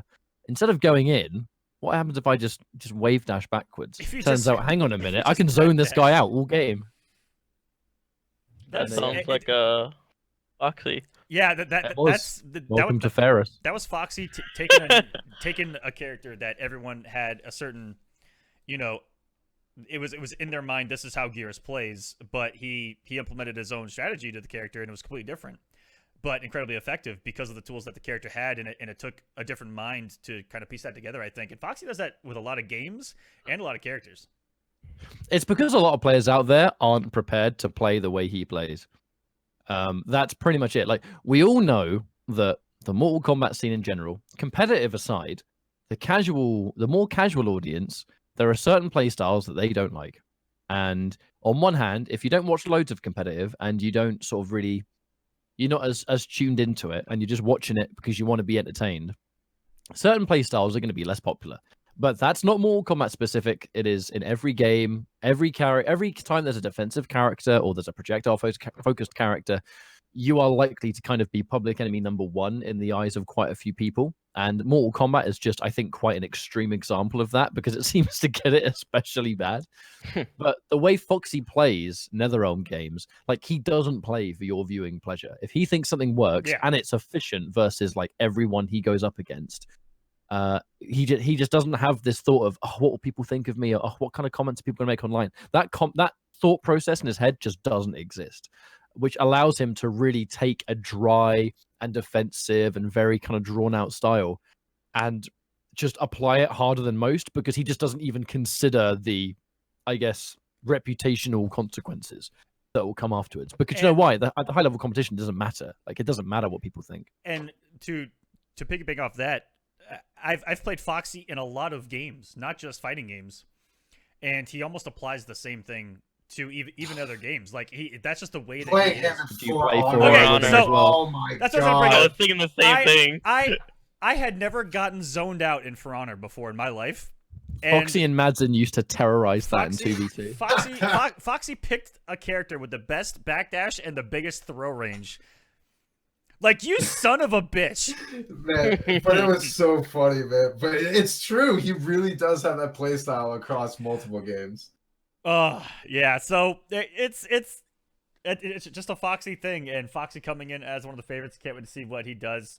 So we got Nivik coming through in the Intercontinental to Final Kombat. Nivik, if he plays like he did in that set, you know, in that tournament, oh man, he could pull off a lot of upsets. Conqueror as well, winning Liga Latina. I think that we can talk about that. Dragon, I know that you just rewatched that back, and Conqueror was looking pretty good. Yeah, I really liked how Conqueror played. His sub was literally exactly how I would play it, and I know everyone was saying like he didn't really do any overheads or anything. He played more of a neutral footsie, like grab auto shimmy type of game, and I thought it was perfect. I loved how he played. I was definitely impressed. He used forward two so sparingly that every time he it was very, very rare. And he had to win back-to-back tournaments. He won a tournament the day prior. He had to qualify for his right to play. Oh, really? In Liga Latina. He had to earn his spot in Liga Latina finals and then win Liga Latina finals. It was nuts. Dang. So that is coming in, I think, as a true wild card, because I think that Conqueror versus everyone else at Final Kombat, and we'll get into that once we get into Final Kombat, everyone has the least amount of experience versus someone like him. Like, he's like I think it'd be a pretty scary wild card in that. I think not only people Conqueror. have matchup knowledge, but also his approach to the character. I do think Conqueror has somewhat unintentionally put some Sub-Zero players on blast. And I don't mean like opinions that Sub-Zero players have. I mean kind of just general people that you see say stuff online that a lot of people kind of almost gave this impression that Sub-Zero was a figured out character at the time. And it's like we were seeing definitive tier list placements and these very, very full stop opinions of this character. Look, in hindsight, this late on, no good. You know, it's a reactable mix. But that's the first mistake, is thinking that is instantly how you dismiss a character, that there is no overhead. That was always such a small brain way to view Sub. Like, oh yeah, I agree, because people were looking so much at the mix, and there are obviously, we all play online, right? If you bump into Sub-Zero online, guess what they're going to do? Forward 2, back 3. Like, that's it. They play for that. But that has never meant that is how the character is supposed to be played. We have seen this time and time and time again in loads of different NetherRealm games, with a character that people think is a one-trick pony, you know, see-through character. And then give it some time, when everyone's learned the game a bit, turns out other tools start to come to light. A really you don't have to commit to a 4-2 ice ball? Yeah. No way! Yeah, exactly. I mean, what another No way! example, it gives me a similar. How is that an vibe. option? What do you mean, Ketchup? You're telling me you don't do that? I get the same vibes when I think of like the old MKX Melina. Like, she was terrible day one, right? The first version of Melina in MKX was crap, but the moment they made those first wave of kind of initial changes that were immediately written off, I used to hear the same thing. I used to hear too unsafe, way too high risk, low reward. You have to play the overhead's super risky, never gonna hit, and it always hit. And then piercing existed, and it's like you just take the idea of mixing super hard, and then you kind of remove it, and then look at other tools played in a different way, more of a footsie character, more of a good neutral. That's what Dead of Winter kind of became, especially if you start factoring in like buffering and stuff. Like, how many times Conqueror buffered 1, 2, or standing 4 from ranges? Like, it's only going to connect if it hits, so he buffers it into Ice Ball. Like, crazy strong tools. And that's why Conqueror is in Final Kombat, and that's why we'll see him this weekend. The last spot, Stabs winning Northern Arena, was pretty big. Weren't both of the Commander brothers in that top 8 with him? I'm not entirely sure. I remember watching it, but I don't remember a lot of the details myself, and I do apologize for that. I mean, a huge part of that is that it happened so soon after it began. Like, that's the one biggest takeaway from the Canadian League in general, is that it pretty much started and finished right as pro competition began, like a few months in. So that has given Stabs a massive edge, because A, there's going to be less footage to study. So you have less information.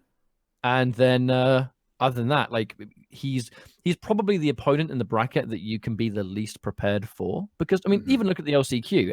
Whoever wins the LCQ, there is a good possibility that whoever wins that is someone that you're ready for. Yeah, it's going to be someone that maybe we expect, or whoever it is. Like, we're going to have an entire LCQ's worth of footage to study at the very least, even if it is someone who's a little bit against the grain.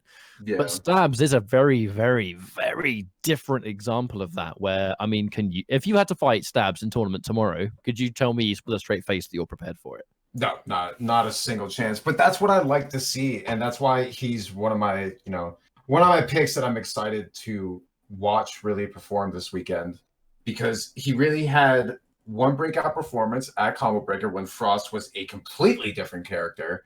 He got top 24, I believe, which is, in a massive tournament like that we talked about earlier, is really good. And then now he goes to Northern Arena, dominates super quick, has a spot in the finals, and that's all we know. So he did well with Frost pre-buff, and now Frost is completely different. He's probably much better than he was at Combo Breaker. So that element of surprise is always super fun to watch. And we've already seen, what Frost can do at a really high level, with Hey George's performance, and in a couple of spots, Waz during that Intercontinental as well, looking really good, because didn't Waz make it to winners finals with Frost, and then fell to Nivik in the run back, something like that. I believe so. Yeah, it was later on in the bracket, and Nivik was able to get the revenge because he was sent to losers by Waz at the same time. Yes. And then he got the run back a little bit later down the bracket. So I'm really excited to see what Stabs can do. Stabs, the skill's always been there to have a run like he did at Northern Arena. If you remember him back in Injustice as well, just being able to pull off the upsets. And wasn't Stabs one of the biggest upsets in MKX history over Sonic with Shinnok? Was that not Stabs early on? That was Combo Breaker 2016. Oof. So again, you want to talk about wild card? Here's another one for you. All these guys that earned their way in through these kind of subspecialized ways through whether it be Europe, League Latina or Canada, they're going to be scary because everyone has the least amount of matches versus them. That's in Final Kombat. But that was a recap of the entire pro competition for you guys. Went on a little bit longer than we wanted to. A lot longer than we wanted to. But I think that was a good summation of the pro competition and what you guys missed out on if you didn't watch, and what you guys need to be looking forward to when it comes to Final Kombat. I'm gonna blast through these next ones just so that we get to us just talking about Final Kombat and LCQ. We've had some internal discussions with a few categories and what we thought were some of the best of the pro competition and kind of favorites from the pro competition. This is an interesting discussion because of what I brought up before, Big D. Let's start with the MVP of the pro competition. Okay, you can go to begin. There's only two people that come into mind. It's Sonic or Ninja Killa to be the MVP of the season. I think if you look at just overall performance, you have to give it to Sonic. You have to. Ninja Killa is a phenomenal player, and this being his first year, which we're going to go into a little bit later, he's definitely an honorable mention, but I don't think you could change my mind that Fox is the MVP of this year. I completely agree. When it comes to statistics, Sonic can't be ignored. When you're average, when you never placed below second, have the most victories, it's like it's really hard to argue that, but it all depends on how you look at the term MVP, and that's where I bring in Ninja Killa as a discussion, and Dragon's probably trying to stab me in the back right now. Dragon, I love you. But the reason why I say that is because Ninja Killa went to the least amount of events and accumulated that many points. That is value to me. I would agree. So it all depends on how you look at the term value in most valuable player. I think that the most valuable player, if I was putting my money into someone, may have been Ninja Killa this season, because I sent him the least amount of events, and he's number 3 in the world. Are you kidding me? And has some of the best records versus some of the best players on the planet. Yeah, I mean, I think if we're talking about MVP of the year, it's not even just, results would be the number one thing you factor in, of course. And by that alone, Sonic Fox, they would be MVP. And that's going to be my one too. But I also kind of look at it from a couple of different areas. One of the biggest things that stood out to me this year about Sonic Fox, or this season, I suppose, it's kind of weird saying this year, but it started last year, is that I feel like they've arguably explored the game the most, because we look at those top 8s and we look at those amazing tournament performances. Look at all the characters. And how many, exactly, look at how many characters they used across that entire process. Some characters being characters that people had written off and said were super unviable and you'd never really see them. Yeah, we saw Devora in there. We saw Collector.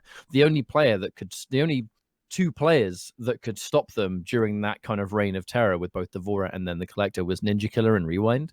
So it's this idea that they have explored the game so much and kind of ignored the community opinion. Ignored the fact that there are people saying this character's unviable, this character's unviable. And let's not forget, unviable, the term, unviable, will not do well, does not have the tools to do well in tournament. 2 supposedly unviable characters got second place and were only stopped by other best players in the world using top tier characters. And no other player really has been able to do that.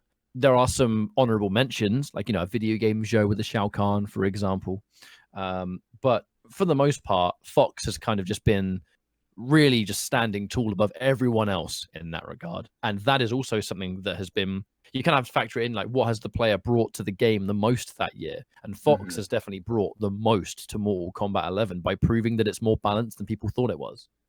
Yeah, and to me, just using Ahmed's words, that's how I see value. So when I think of value, I think of something like that. That's why I got to give it to Fox.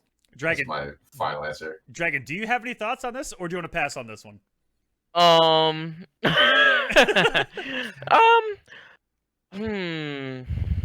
It's weird because I feel like Ninja deserves like kind of an honorary reward for like MVP, but as far as like value, actual value, and as a player, I think Sonic does take the cake with mainly what Big D was saying. But I also feel like Ninja Killer, for what he has done by itself for this year, and being the first year he's competing in a pro like competition, I think it's something that no one else has done before. So he's definitely very close All right, behind so let's Sonic for MVP. let's segue that into Rookie of the Year and how Yes. Do we even need to answer this? there are honorable mentions, Oh, that is but Ninja. I believe that Ninja Killer is it. That's what he would get this year. Is that I do agree that I think that Sonic gets MVP and the Rookie of the Year goes to Ninja Killer. Honorary mentions. I agree. Video Games Yo, Splash. I think this might be one of the best years for rookies that we've had since like MKX, because I don't remember, 100%. Thank you, good netcode, by the way. Yes. Thank you, good netcode, because without it, a lot of these guys wouldn't have the confidence, I think, to come from online to offline. I actually want to mention to chat, I made this mistake too. It's talking about a rookie. Like it's less so about experience and more about rookie year. That's a mistake I made last year. Was I saw Ninja Killer called a rookie, and in my head I'm like, is that right? Because I looked back on all of the competitively, yes, which is seasonal competition, which is where you could make that argument here of that this is what that means, that this is their first year competing, but there are far less experienced players in that this is their also first year playing in general, whereas Ninja had those years and years of experience coming into this, although primarily online, but still against some of the best in the world, whereas Video Games Yo and Splash came in and we're just like, where did they what? Yeah, that's why they have to, at the very least, just be honorable mentions. Yeah. Splash, like we said earlier, like his first offline tournament was ECT, and he got top 8. And then he was like, all right, well, I guess I'll go to NEC. And then he got top 8 again. So that breakout performance, it's a shame he didn't travel earlier because there's no telling how different things would be. Exactly. But that's just one of those things. Like, he started late, but this is what I would consider his rookie year. So I definitely give him a nomination. But this is, I think it's standing firmly with Ninja Killer on this one. You know what's mad is there are people out there that say, "Oh, imagine where Video Games Yo would be on the leaderboard if he could travel in like the first tournament." Here's the thing: as someone who has watched him online from launch until now, this is what's so insane about Video Games Yo as a rookie player this year, is that if Video Games Yo went to those early tournaments, I don't actually think he would have done very well, because remember, the difference between a VGY and a lot of other people is that this is like his first competitive anything on a serious scale. When MK11 came out, he was like learning not only the game, but like high level fighting games really at the same time. So those early tournaments, people are like, oh, he should have been there. He was still learning the game at that time, dude. What's insane about him is how insanely quickly he's learned it. Like he went from playing the game and like, right match, let's see what's up or whatever, to now like just having the competitive mindset, disgustingly good reads, picking up on player tendencies already, the stuff that would take most players years to craft and get good at. It took VGY less than a year to surpass most people in the world at that for Mortal Kombat. And that is insane to me and really impressive. To be able to skyrocket and just learn, because we can all agree that fighting games are very hard to master at a higher level. Like there are a lot of complex fundamentals, and it usually takes a ton of time to really hone in on each and every one of them. But for VGY to just learn it so quickly in such a short amount of time, from going, like you said, someone who was pretty much new to everything, to now where a lot of people would even put VGY in their list of favorites to possibly win LCQ is a huge feat in itself. But we'll be getting into that as well later. Yeah, if you want, we can move on to the next one, because this one's my favorite one to talk about. Yeah, I can't wait.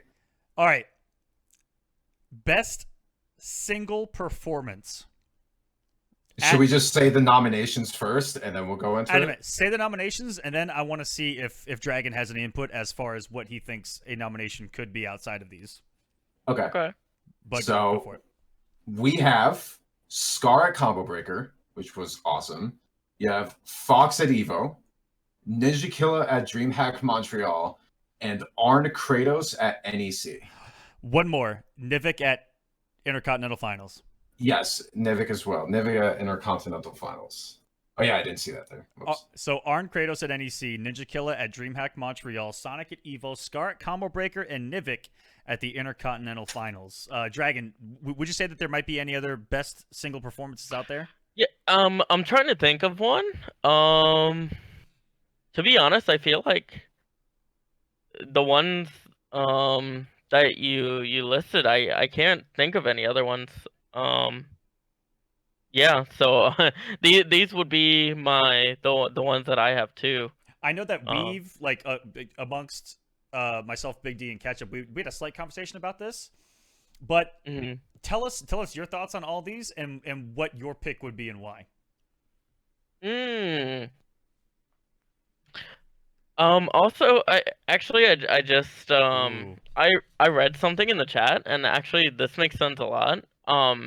Hey George's run at ECT was that is a really good point. Because it's not even the people he ran through in top 8. It's like he ran through a lot of people even before top 8. It was like top 16 and top 32. Like he beat so many top players. Not to mention that was his first offline event, I believe. If for anything else on American soil. He went to a KIT one time for. Oh, he did. Okay. Yeah. But that was Injustice. Like that's what, for MK11. For MK11, yeah. First time really traveling offline for the game, and I feel like he was really overlooked as a player. Just people saw him bracket like, oh yeah, I remember him. He's cool. But then that was it. And here he comes tearing through the brackets and makes top 8. Every time Hey George goes to a tournament, he will be insane. You just know. It's always he's so talented. He always gets at least like one tournament, and then you just see him pop off, and then it's kind of done for that year. Yeah, fades into the sunset. And then make it into E-League, you know?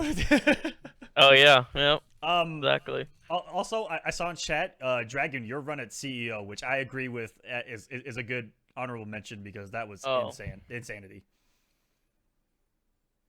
Not to bring up any bad memories of how that concluded, right? But what a run you had! That was to me like what looked like from a spectator. You in your prime, I think, where you know again you were really close, but the run you had in winners was disgusting. Yeah, I think that definitely deserves an honorable mention. But I will tell you straight up, I have Arn Kratos at NEC. No doubt. So let's go into that change first. my mind. Yeah, go into it. Arn Kratos at NEC is immediately, for any of the CIS players watching chat right now, shouts to you guys. I'm glad that Arn Kratos has been able to represent you all as well, because he is a very good demonstration of just how talented that entire territory is. Russia/CIS in general has always been what I consider the most slept on NetherRealm scene for a long time, especially when it comes to Mortal Kombat. They are so insanely good. They are just the purest example of they can't travel, they can't go anywhere, they can barely even get to Europe, let alone North America to play. So they have to play in each other's tournaments, and that's kind of it. So the fact that Arn Kratos was able to finally get, and after a whole bunch of travel woes, by the way, like he struggled to get to America for a couple of tournaments before that one. And when he finally did, he really tore it up and demonstrated just the talent of not only himself but his community. It's man, that godlike Shang Tsung. Shouts to you guys. Soul Eater too. That was so sick. And yeah, to me, it's between Arn Kratos and Nivik's performance at Intercontinental. The way that he won that, to me was, I think I'm gonna give it to Nivik at that to beat, multiple of the top players, and then to end it off with beating Foxy, who's top 5 in the world. The way that he did in that single performance, to me, was everything. But I also gotta give credit where credit's due, and that Arn Kratos is right there for me. But to me, it's Nivik, and that's why this is a discussion. My pick is Nivik as well, purely because, again, just to kind of reiterate what I said before, this isn't bias or anything. This is generally, I'm looking at what happened in that tournament, and it's kind of like that's the way I look at what he did. It's what I can describe it. It's like what he did in that tournament. Yeah, it's what it meant for him. We went into the Intercontinental finals looking at every player in that bracket, and you were like, he had no right to do what he did. But Nivek was probably statistically, Nivek was the least likely to win that because he had fallen short the most out of anyone in that tournament. So he was pretty much on nobody's radar, which is even insane to say that about him because he's a legendary player, especially in Europe. But he just didn't have an amazing year. So no one was looking at him as a player to win it. And he, as the lowest seed, he was bottom seed in that, by the way. He went through the bracket, dominated, especially when he got sent to losers. He earned his way through that bracket. Like he had so many last hits.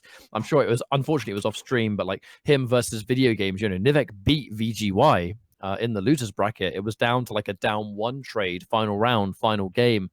And he had so many close calls and then decisively beat Foxy in the grand finals, got revenge versus Waz in the losers bracket. And it's what it meant for him. So he went in as the lowest seed, won the tournament, and as the end of the season, one of the final European event competition, by the way. Exactly. He's in the Pro Comp finals from that single performance as the lowest seed of the tournament. And that to me is why it's the best.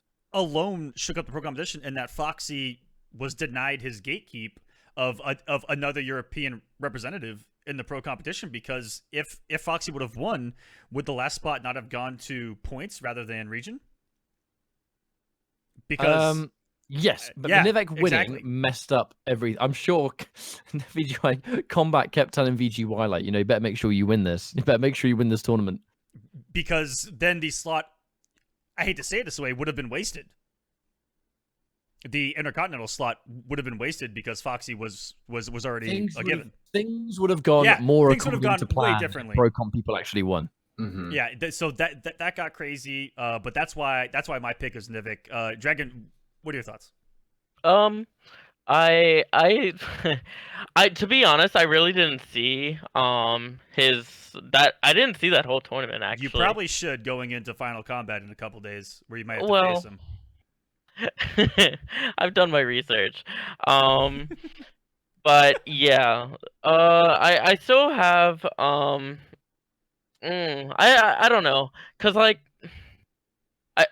feel Nivik, with everything that I heard Ketchup say, he did an incredible run. And Arn Kratos is also one for me where he also beat Sonic, who I don't think it's been very few players who've done that. How many players have beaten Sonic in finals? A small handful. Ask that question again, because you may have asked a question I have the answer to. I was just saying how many beaten him at Final, of all the people at Final Kombat, who's beaten him? No, just in general. Overall, it's been Ninja, Arn Kratos, and then I don't know who else. Deoxys has a victory over him. Oh, okay. Re- Oh, rewind, Tweety does too. Rewind, Scar, and Tweety. Okay, gotcha. So that's Yeah, barely so- on one hand. Yeah. So it's not that many people, so that's a really big feat just in and of itself.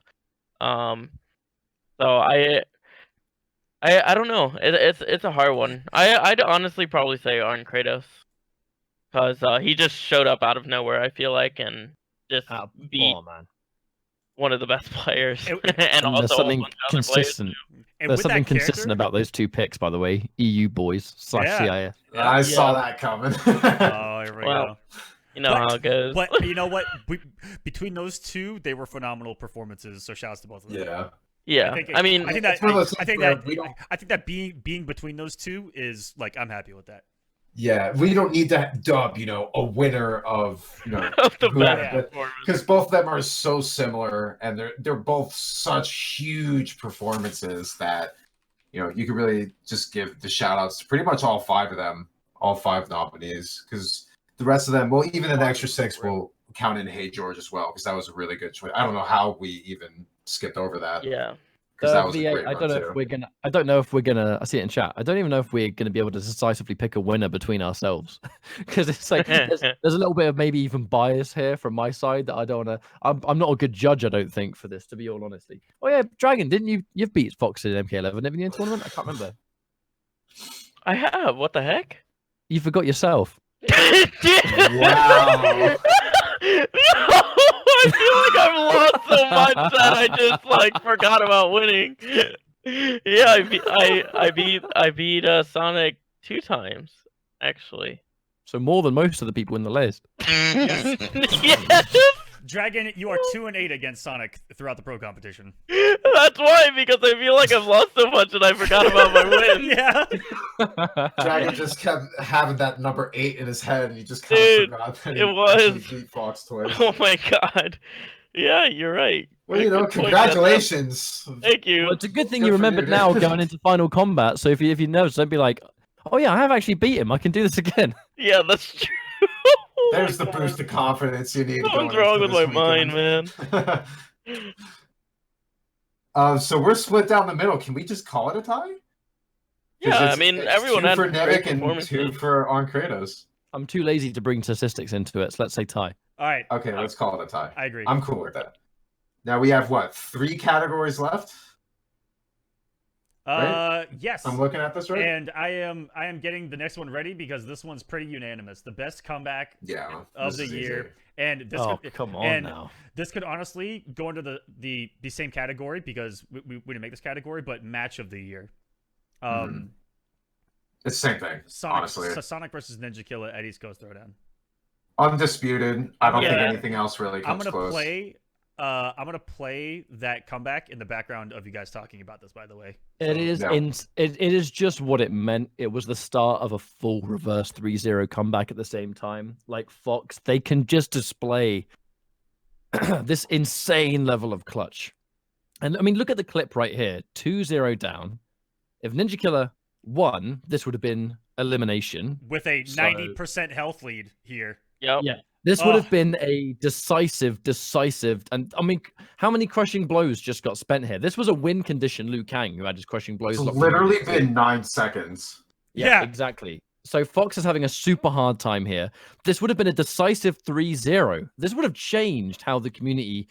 This one win from Ninja Killer side would have entirely changed how the community sees who the best player is. Because if you look at Ninja Killer's performance at NEC after this, and if there was a 3-0 versus Sonic Fox Woo. here, oh man, this comeback I was forgot so about insane. that. I forgot about that low profile. Oh my goodness. Woo!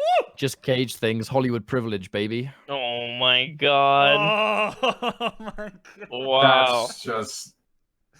That's so incredible. And you know what the funny thing is, too, is that obviously Ninja Killer Look how has that unfazed Ninja is, by same, the way. yeah, he's the same facial Unfazed. expression. Me? Me? That's the same look on his face when he won E NEC. Yeah.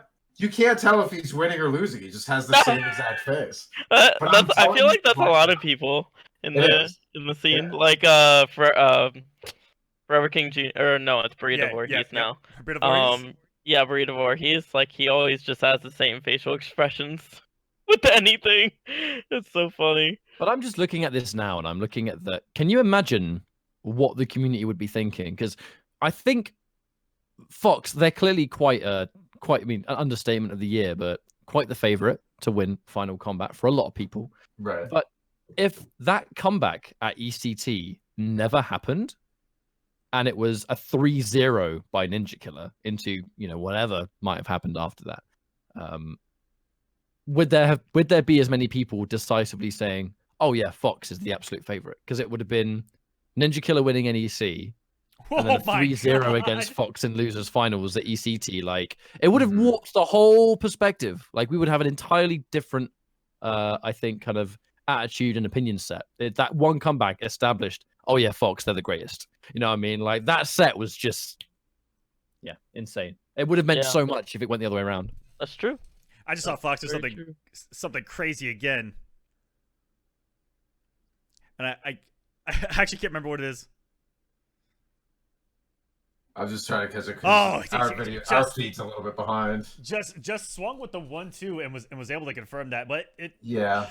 Jeez. Anyways. Man, this game is ridiculous.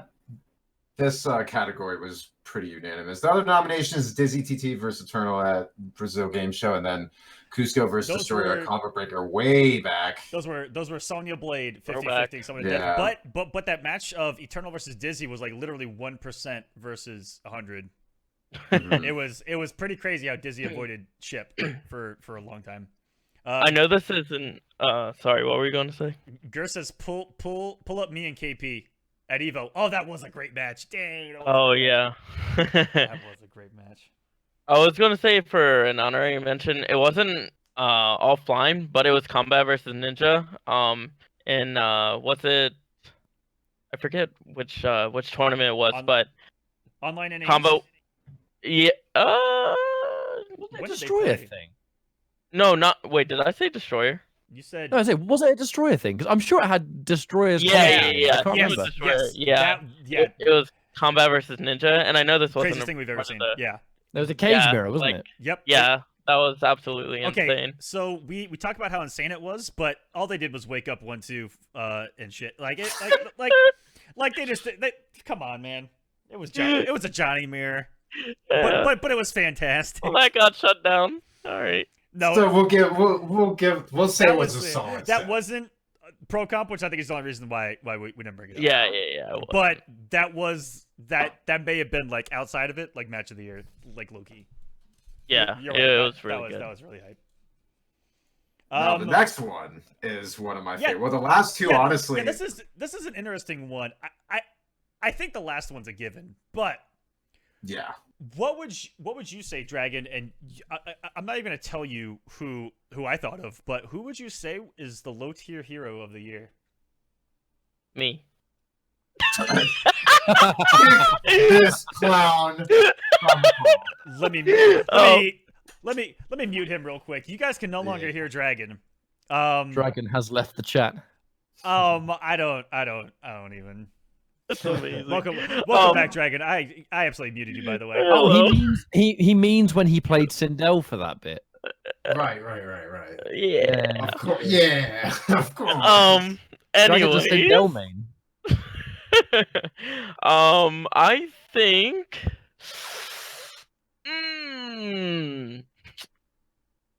think. Okay, so I wouldn't say Furious. I mean, yes, he was a low tier hero, but that was, before. That was with pre-patch Kodal. But I'm thinking like the best low tier hero, who like actually did well with their character. And Bio is definitely up there, but I feel like his character isn't super low tier. It never was. Okay. So like there are no low tiers in this game like that. Like we're used to, of like they're bottom 3 forever. Unless it was like one of those weird variations, but we just haven't seen that. But I think so. I had 4 down. I had Furious Pillow with pre-patch Kodal, Deadly Rebel, Video Games Yo, and Biohazard. Yep. Bio is the most consistent in that regard. My vote would definitely go to Bio. VGY, although VGY did Have the Shao. Eventually- We Yeah, we VGY really saw him has- come off it when the pressure was on. Yeah, VGY has since changed up to other characters. Hasn't dropped Shao Kahn though. Like, it's always a bit of a running joke in VGY's stream and to the UK mans that he's like, "Oh, I heard you drop Shao Kahn." He actually hasn't dropped Shao Kahn. It's just there are better characters for quite a lot of the matchups that he just uses instead. But again, like the reason he's definitely, I think he deserves a spot on the list is not just because he was just an online player that was good with Shao and then changed when it was time to compete. He went to ECT with kind of like his breakout American performance and did very respectively with pretty much solo Shao Kahn. Defeated Rewind at that tournament for crying out loud. Like that was a great performance for him. Biohazard just to me is Kano since pretty much day one. Tried a bunch of other characters. Just always gravitates back to Kano. He said tons of times on social media that playing Kano and realizing that he just doesn't gel with any other character in this game as much as Kano has actually caused him to change his whole outlook on the game. He doesn't look at tier lists in this game, and he doesn't look at matchups and stuff like that in the same way a lot of people do. It's like it is purely a what can I do as a player with Kano to conquer every single one of these hurdles that will come across. And since he's looked at it that way, his Kano has looked better now than it ever has. I 100% agree. There are a couple of other honorable mentions that I see the chat bringing up. I'd say KP with Jade throughout the pro competition might be a good one to mention. The Spellmaster pick from Foxy, calm down. Oh no! Was Dizzy the one that said that? Early on, Gambler's Scarlet. Yes, I remember that. Yeah, Gambler has since shifted to Nightwolf, but yeah, it was fantastic with Scarlet. I would give it to Bio because of the length of time that he's putting into the character and the results that he has. Yeah, I think Bio's definitely the best pick, and he's done the best with low tier character that out of all those people, in my opinion. That no one else is putting in that work with. Exactly, yes. Yeah, I think I got to give it to Bio as well. At the very beginning, like when we first started laying out nominations, I did want to give it to VGY, but it's like we said, he had so many different characters that he went to pretty frequently. Yeah, I was going to give it to him at first, too. Whereas on the flip side, Big D, every time Bio tried to pick a top tier and he lost, guess where he went back to? He went straight back. Straight back to Kano. Opposite of VGY's approach, which was come in with Shao Kahn, fall, and then go, dang it, I got to switch. Yeah. So I think, I guess in that regard, it's pretty unanimous that Bio takes that as our best low-tier hero of the pro competition. Get it, Bio. And the final one, upset of the year, I have, Pillow over Hayate. Easy. I agree. Easy. Furious Pillow over Hayate, 100%. Other nominations that we had, Zaf over Slayer, which is my second pick, to be honest. Zork / Doom, because two different people. Zork and Doom beating Tweety at NEC. Both of those are pretty huge upsets. And then Nivik over Foxy, which we did say like no one really saw coming. But I think because Hayate got first at Vianality just before CEO happened, and it was pre-patch Con. Yeah, in pools no less. So like riding that high of first place from Vianality and then having that happen has to be the biggest. I don't think upset. that by all accounts that is what you call an upset in its purest description. It was the most talked about too. Like Kui versus Hayate. It was an upset, but I don't think it holds a candle to the other ones. To Pillow, who a lot of people heard his name for the first time with pre-patch Cordal, and people still didn't know what that did. To this day, I don't know how pre-patch Cordal worked as a Cordal player. And yeah, just coming in, the name behind Hayate, the results, multiple time world finalist, finally getting his big win shortly after. But I think that going in, that has to be number one. Yeah, I think that's a pretty easy one. Definitely still Zaf or Slayer is a pretty good mention from DreamHack Montreal. Round one, Zaf being an old head of NRS titles just in general, and same with Slayer, but obviously just to be completely honest, just the placement difference between those two players was just so huge. And then again, with as the community dubbed it, neutered Scorpion still did well against Slayer's Cabal. That was a pretty nice upset and a pretty crazy way to start that weekend. But yeah, definitely, it goes to Furious Pillow. So those are some of our favorites from throughout the pro competition, and glad you guys gave some insight in the chat as well. But before we move on, I know that we're gonna get into Final Kombat, and then that we're gonna get into some predictions. But before we do, because we're gonna have Dragon step out because he's gonna pick himself to win. Yeah, yeah, that might be kind of bad because I feel like I'd be really biased for myself. I want to know. I want to know what your thoughts are as we get into open discussion about LCQ. Who you think the favorites are for LCQ, and just kind of have a broad discussion of your thoughts going into Final Kombat. And I want you to openly admit to these people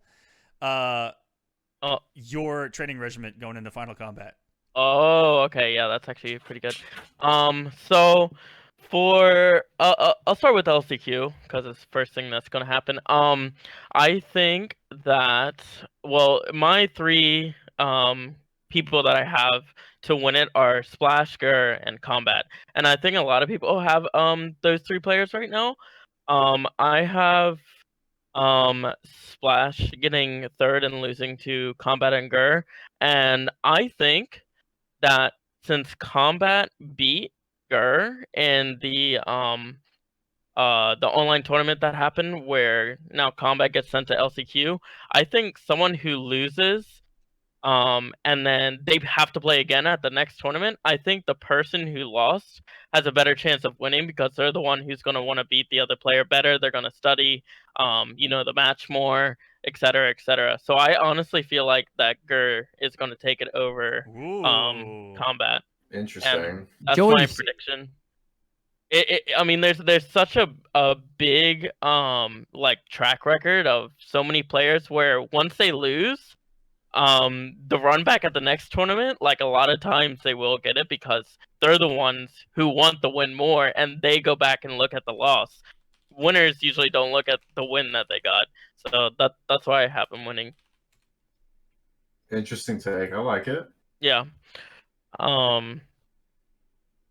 You want me to just go into Final Kombat 2, Aqua, or that's up to you. If you want to talk Final Kombat, but if you want, you can leave that to us, and we'll do the wild speculations and go over some of the. I have me winning. Clearly. How do you feel? Going in as a player, because this is something. Yeah. I have my prep as a caster where I just go through like sheets and sheets of data and watch a ton of footage and go through all the brackets, but your side of it's more so done in the lab and in seeking experience and a lot of different other things. So what's your approach to Final Kombat? I guess would be a really good question. So and don't give my path. Huh? Don't give any secrets away too. Oh no, I mean, of course not. No. So I have to play Nivik obviously first round. And you didn't watch the event that he won to get here. Yeah, well, yet. In his defense, Intercontinental was the same weekend as NEC, and we were at NEC. Yeah. Anyway, go on. Plus, there's newer footage. I'm sure someone has ripped the VOD from somewhere. So and then he's an upgraded Jackie player, right? So and then after that, if I do beat Nivik, then I have the winner of Deoxys and Scar. And if Deoxys wins, that's another upgraded Jackie player. So I've been practicing against upgraded Jackie every single day for the past 3 weeks. And also Lao too, because if Scar beats Deoxys and I beat Nivik, then I would have to play Scar as well, and he would play Lao against me. So I've been playing against those two characters mainly, as well as Liu, because I think if I beat my first 2 matches, then Ninja Kill he's probably the most likely who's going to make it there. So I've been practicing against those 3 characters mainly. And I've been playing for the past 3 weeks, probably 8 to 10 hours a day. which is something a lot of people don't realize how much goes into this Yeah, to for be sure. at that level. And Shift work, baby. a lot of people don't Yeah. like to say, looking beyond your first match, one match at a time, but you do have to be prepared for what could come, Oh, which is for what sure. you're doing, looking forward, trying to be prepared for every little thing possible, work Yeah, out exactly. every scenario. And Oh, you, yeah. and you yourself, have to make predictions. Who do you think is You going to do. win between Deoxys and Scar? Who has the higher percentage of winning? So who do you need to put a little more work into with the time that you have? Yeah, I mean, even before this, I made my own challenge bracket and just put all the players in there and saw how the pass could work and what I think is going to happen as well. Just for me too.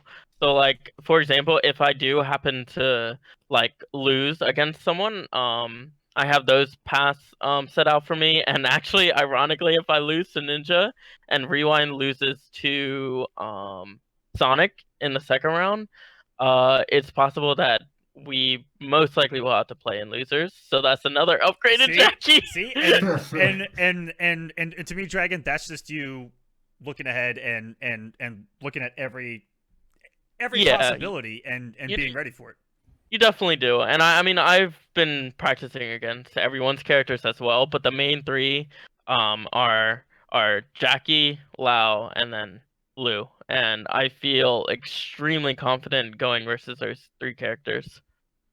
Like I pretty much know every single option and counter option for all those matchups. So, if you're one of those people watching, you're like, okay, I'm obviously just gonna pick a different character that he's not prepared for, and you just gave yourself away, Dragon. Well, that's like probably not possible. I'm pretty prepared for almost everything. No, Dragon, best of luck at Final Kombat. If you want, you can dip out while we get crazy. All right. Thanks, guys. Appreciate it. That was fun. Take care, man. Thanks for stopping by. All right. See you guys later. All right. Other two Ryans. Yes. I have the Final Kombat bracket up. Mm-hmm. What do you think about all of these first round matchups? Sonic Fox versus Stabs. I think we're gonna see. That's a treat to me. That's gonna be Sonic Fox. We are assuming. I mean, if you're looking at Vegas odds, yeah. I mean, it's it's pretty obvious that Fox is the favorite. Although I really do want to see Dr. Stabs do well. Favorite, but also coming in with, and this is one of the biggest storylines about Final Kombat to me, is Sonic Fox using Joker and trying to win it with Joker to get that back-to-back world champion with Joker. But with what we've seen, right, that could totally happen. Joker is a exceptionally strong character. This is and the kind of character that Fox can definitely rinse because they relish this kind of setup heavy, really good buttons, really good damage. And an edge that Fox will actually have is that they don't play the traditional Joker variation. It's V2. It is all about I mean, I still don't even know really how you'd approach that variation. And in the mind of someone like Fox, it's the kind of variation that you can get experience against it, but unless the person you're training against knows all the weird little setups and conversions that Fox does, you're never truly going to be ready for their playstyle of that character. So even though Fox is the #1 favorite, because they are using V2 Joker, it still puts them at quite an advantage and almost like a wild card in their own right, because you can't truly be ready for it unless you've practiced against them. Like,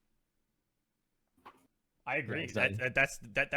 That's a big thing to be on the lookout for. And not a lot of people got a lot of Joker experience even in events leading up to Final Kombat. This is the first time that Joker's legal pro competition wise.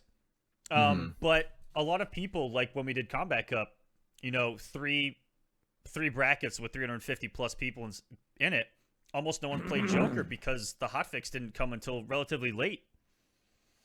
And I know for a fact, talking with a couple of players that ended up doing really well during Combat Cup, didn't want to play him because the throw bug hadn't been fixed. But now that it is fixed, it may be too late to get, a ton of experience. So we'll I don't want to make this pun, but you know, is Joker actually going to be wild? You know, okay, I'm out. I can't with you, dude. You know, you did so well for the entire like 2 hours. I know. But the Joker at LCQ, I think is gonna be crazy. There's not a lot of experience out there. You know, and I know a couple players that may come in as a you know, as a Joker specialist and look to do some work, because I know even to this day I'm finding things out about that character, especially Variation 2, like you talked about, Ketchup. And I'm just gonna add on a little bit more bacon bits on that mixed salad. Is that Sonic Fox Americans is given a character with potential set play, right? It's Fox's play style, Fox's character, and it's been Fox's year. What are you laughing at? I'm sorry, dude. I picture your face when you said that. Just embarrassed. This is the slight look of disgust. Ketchup, you were here in America in December getting food with me. Leave me alone.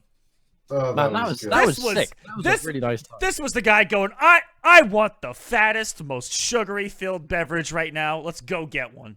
I think I remember him saying that, actually, or something very close to those lines. It was so good being in LA because I got to just experience. I always miss American. The thing is, it's an advantage for me because I'm in America so rarely that I get to enjoy American food without the long-term consequences. So it's like I just turn up, I go to a Dunkin' Donuts, I get the world's sweetest and sugariest chai latte that probably has like 5 times the sugar it has in the UK. It's a good time. It's a good time. Yeah, it was a good time. That man. Remember, we went to that arcade.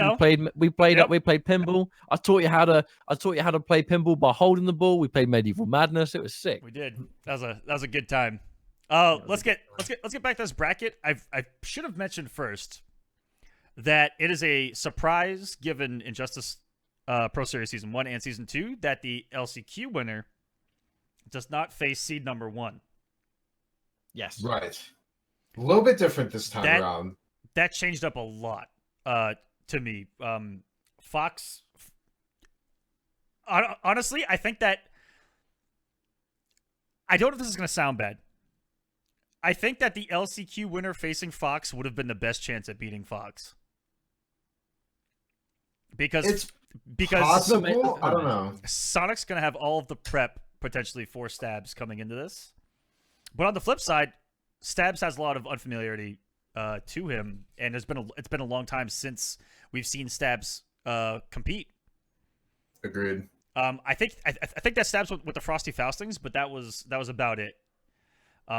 So Fox is gonna have a lot to go off there, but I feel like the LCQ winner coming into this would have been coming in incredibly hot and would have had a possibly a better shot if anyone has a chance at defeating Sonic here. I think the biggest threat, being, you know, speaking statistically, is at the bottom there in Ninja Killa. I think that this bracket's gonna be wild. I think it's gonna be crazy. I can make predictions, but they're probably all gonna be wrong. So if you want, let's just go through the rest of these first rounders. Let me know what kind of your picks might potentially be, and then we'll move along to LCQ. Sure. Now, I mean, looking at the bracket, so Sonic Fox versus Stabs, Hayate Rewind, you know, Tekken Master, LCQ, Foxy Samij. Looking down all these as they go, the biggest thing and player that I'm looking at in this first round is actually Tekken Master, because a lot of other players in this bracket, you've got a pretty clear idea over who you think is who they're going to be playing and what to expect. But there's been so much time from when we last saw Tekken Master play in a pro comp situation to now. And we know that Tekken Master learns like loads of characters behind the scenes, that I truly have no idea in this patch who he's going to pick competitively. You're right. I have a strong theory that he's actually going to play Highborn in some capacity, because the Middle East in general really believes in Highborn, and Tekken Master has been playing that character. It was about a month ago, mind you, but I don't know, man. I think Tekken Master has a few tricks up his sleeve, and Highborn could be one of them. As he usually does have a couple tricks up his sleeve. It's really hard to tell what character he's going to bust out against certain people, but especially like you said, like now where it's been so long since we've seen him, and that the game ultimately has changed a lot since the last time we saw him as well. So it's kind of like the counter argument to, oh, you know, whoever is playing the LCQ winner is not really going to be prepared enough, but the same can be said for the LCQ winner against Tekken Master. Yes, that is a really good surprise, is that they face Tekken Master of all people. And this has been the longest calm before the storm for our World Finals than ever, because we haven't seen Tekken Master compete in quite a long time in comparison. What, 4 or 5 months? He gave himself a big safety net. You know, the moment he confirmed himself, he didn't have to kind of burn himself out with the chaos of traveling around all over the place.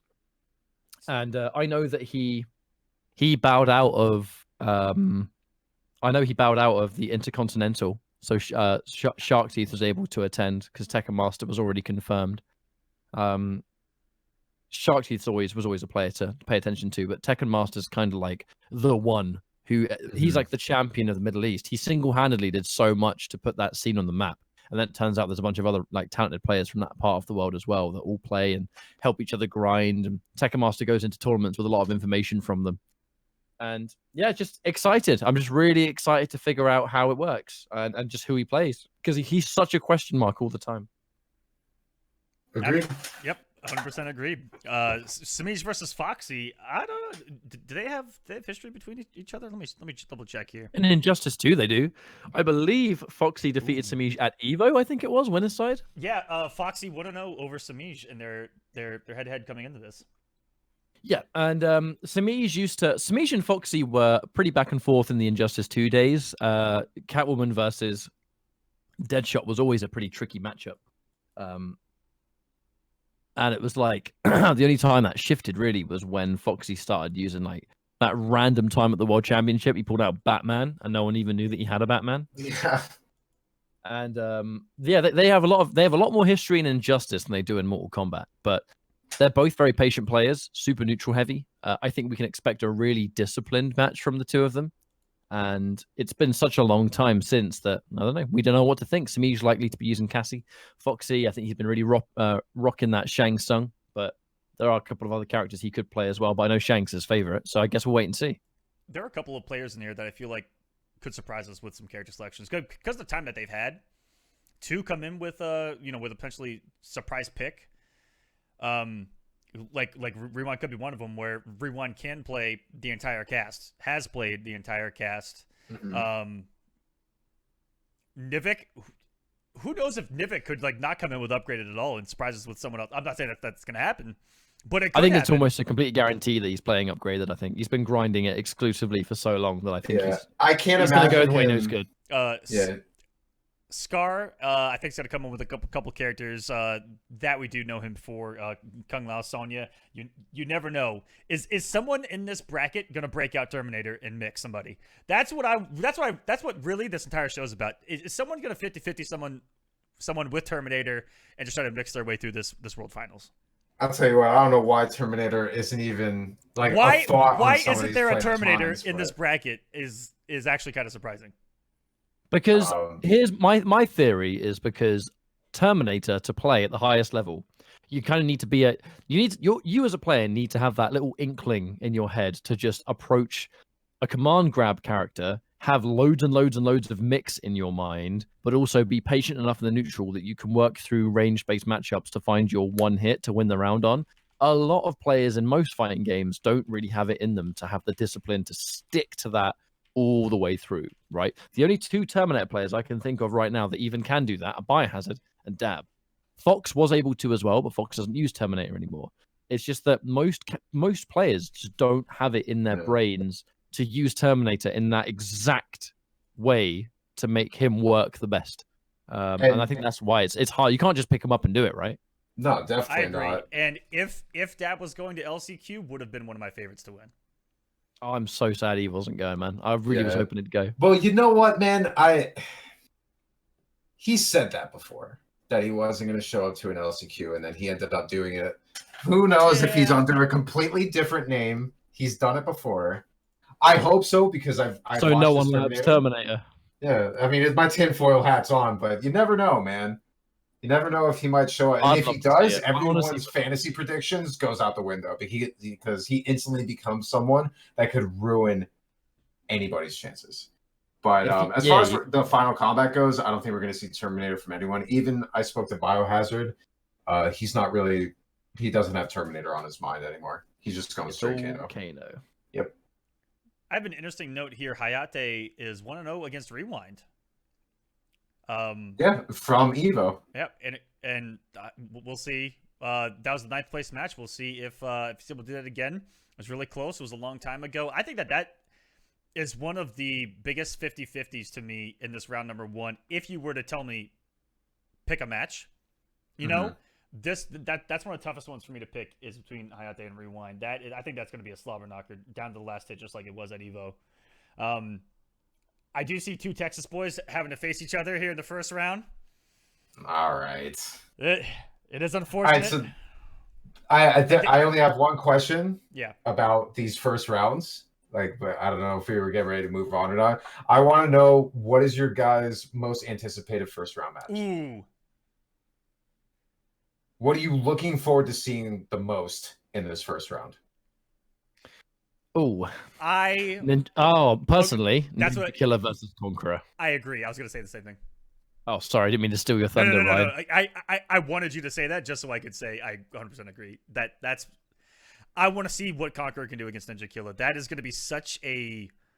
I don't know. Like it excites me as a viewer, but it also excites me. It's like I'm going to see an awesome chess match go down between 2 people that have never played each other. And I really want to know what the outcome is. That was my second pick. I'm biased in my first pick, not necessarily as in terms of who it is, but how they play. Is Foxy versus Samij, because those are 2 extremely fundamentally solid players, and they're especially Foxy is very defensive, and I love defensive play. So I'm looking at those 2 names, with Samij probably going Cassie like he has done in the past, and then Foxy going with Shang Tsung. I really want to see that match. I really, really want to see that match. I want Foxy to get far on the bracket just so Kerry Tagawa can watch it. That's actually, I didn't even think about that. Foxy is the only. And if Foxy wins, Kerry Tagawa should give him the trophy. That's all I'm saying. Now all we need is Arn Kratos to win LCQ, and then it could potentially be Arn Kratos versus Foxy. That would be so dope.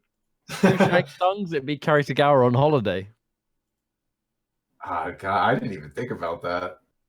Just watching himself in a game at the highest level. That's got to be crazy. But yeah, those are my 2 sets. So I don't know if you guys had anything else you wanted to talk about as far as Final Kombat goes.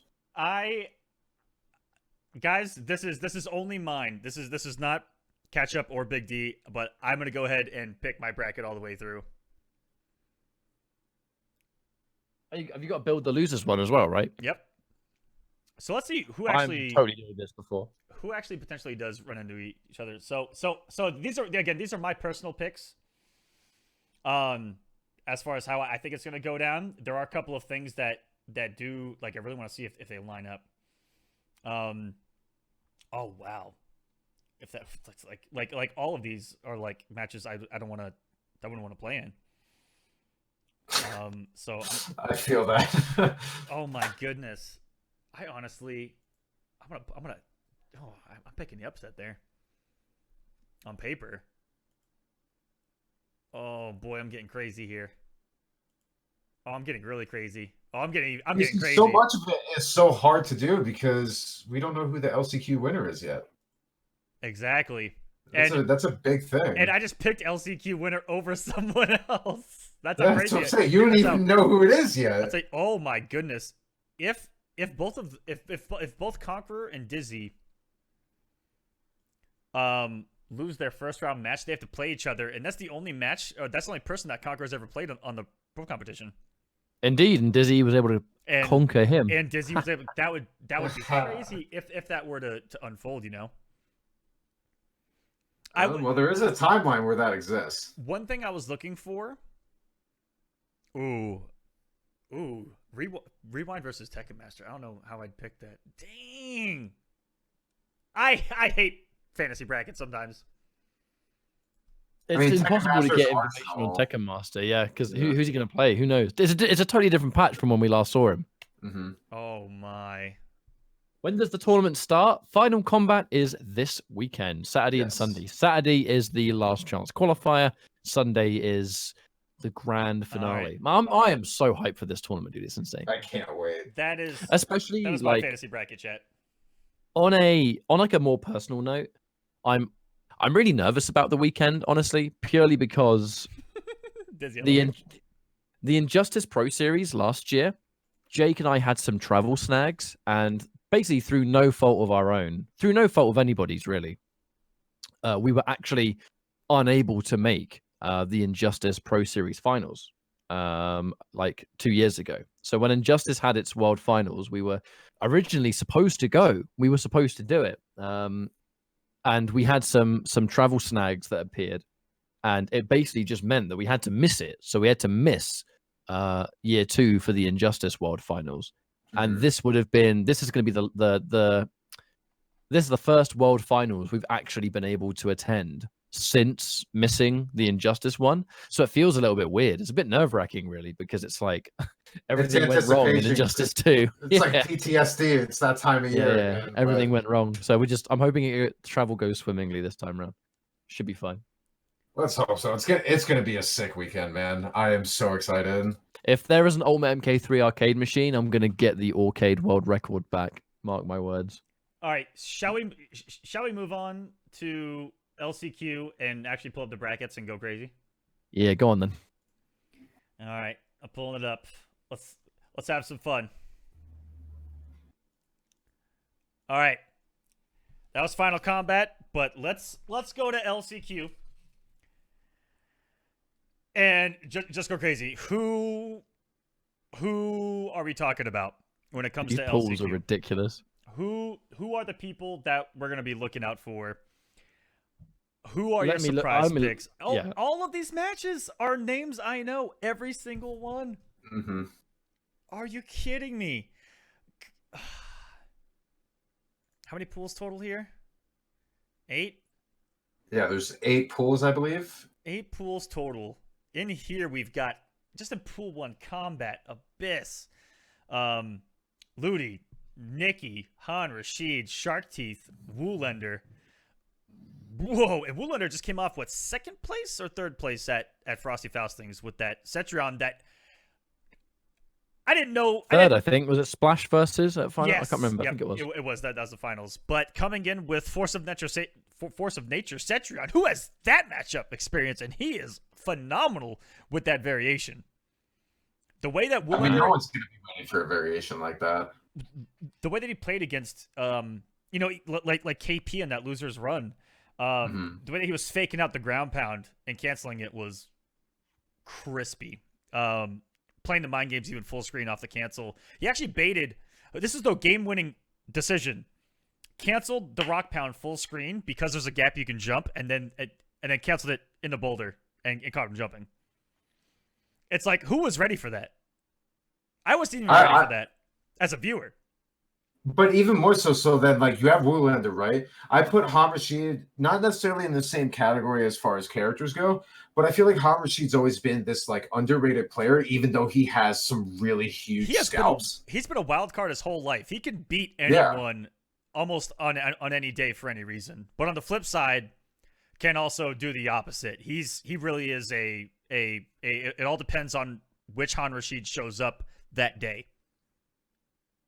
Yeah, it's funny because a while ago I did a prediction stream, and I'm telling you right now, I have my list, but it took me so long to go through, like, to actually give an accurate prediction of who can win, because there's so many people that can cause upsets at the LCQ. And that's why it's going to be so hyped to watch.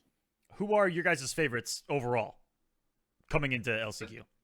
just in general Yep. out of all the pools. Not even Top- like prediction wise, just going in, you know who's Going going, into who's your LCQ, favorite. Yeah. I kind of have like more of like a top 5 Yeah. of people because they're honestly so close. Combat, I would probably say Combat Gur. I have Arn Kratos. I have this one might surprise a few people. I have DJT as a possibility to win it. I feel like people, even though they know he's really good, I feel like they still don't understand that like DJT could easily just come out of nowhere and win. And I also have Bio. Ooh. Bio's been playing so on point lately, and I've been watching his streams. Dude looks unstoppable right now. He really does. I think Biohazard's riding his best form, so I'm really excited to watch him. Video Game Joe is just, I mean, like, I am biased in that regard because I would love to see Video Game Joe win it, because that would essentially, if VGY wins the last chance qualifier, that means that 3 of the 16 players at Final Kombat will be UK players. And that is going to be a massive, that would just be so insane for the UK and other realm scene as a whole, because we're so small compared to a lot of other parts of the world. But the concentrated pool of talent is there for me. And we know VGY is capable of doing it. He just needs to have the confidence, and I think he's the most experienced now than he has been. It would be great to see him win. But I think even ignoring the fact that he's from the UK, he's just been looking so good lately that it's hard not to have him as one of the favorites. Arn Kratos for sure. NEC alone proved that he's more than capable of going far. I hate this bracket. Combat, absolutely. Biohazard, I really want to see Bio do Splash as well. That's why you can't even make a top 5 people to win, because there's so many of them. 2 of my favorites play before top 32. Deadly Rebel and Splash play 3rd round. Yeah, to make it into top 32. If they make it there. Yeah. Oh my god. Yoga, I actually want to mention something in chat. We're talking about predictions and stuff. There's a comment that just says, the game is so random at times, it's hard to make a call on these things. I actually don't think that's related, because if this game is so random, then why are the highest placing so consistent? Why are the players that have qualified for Final Kombat so consistent? Why are the LCQ favorites there for a reason? Like, the world's best players using the tools available to them in the game. This bracket's as consistent as Injustice 2 was, which was as consistent as MKX was at the time. It's definitely more of this is a player versus player deal. We know what the strengths and weaknesses are of the individual players, and that's what makes it so hard to call. Yeah, I 100% agree. I never really understood logic like that. Granted, it's everyone's opinion, but when you see just consistency like that, it kind of blows that theory away. Oh, this was, in my opinion. I got a dark horse here that I kind of had on the deep back of my mind, but looking back, and it has a decent path here. Killer Shinnok. Mm-hmm. Do you remember the last time Killer Shinnok visited? It was for Twitch Rivals, and he cooked everybody. ECT. Yeah, well, I'm thinking ECT? more towards Ooh, ECT, where you didn't really have now, the performance that he wanted. I wasn't there, so that's a blur for me.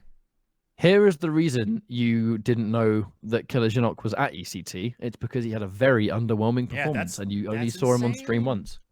That's no insult, but that is, I think, one of his worst performances. Because he is a champion in his own right. Like, he's really talented. Because his path has the potential of K7 Show Off. And K7 Show Off is coming in on a tournament victory, looking good.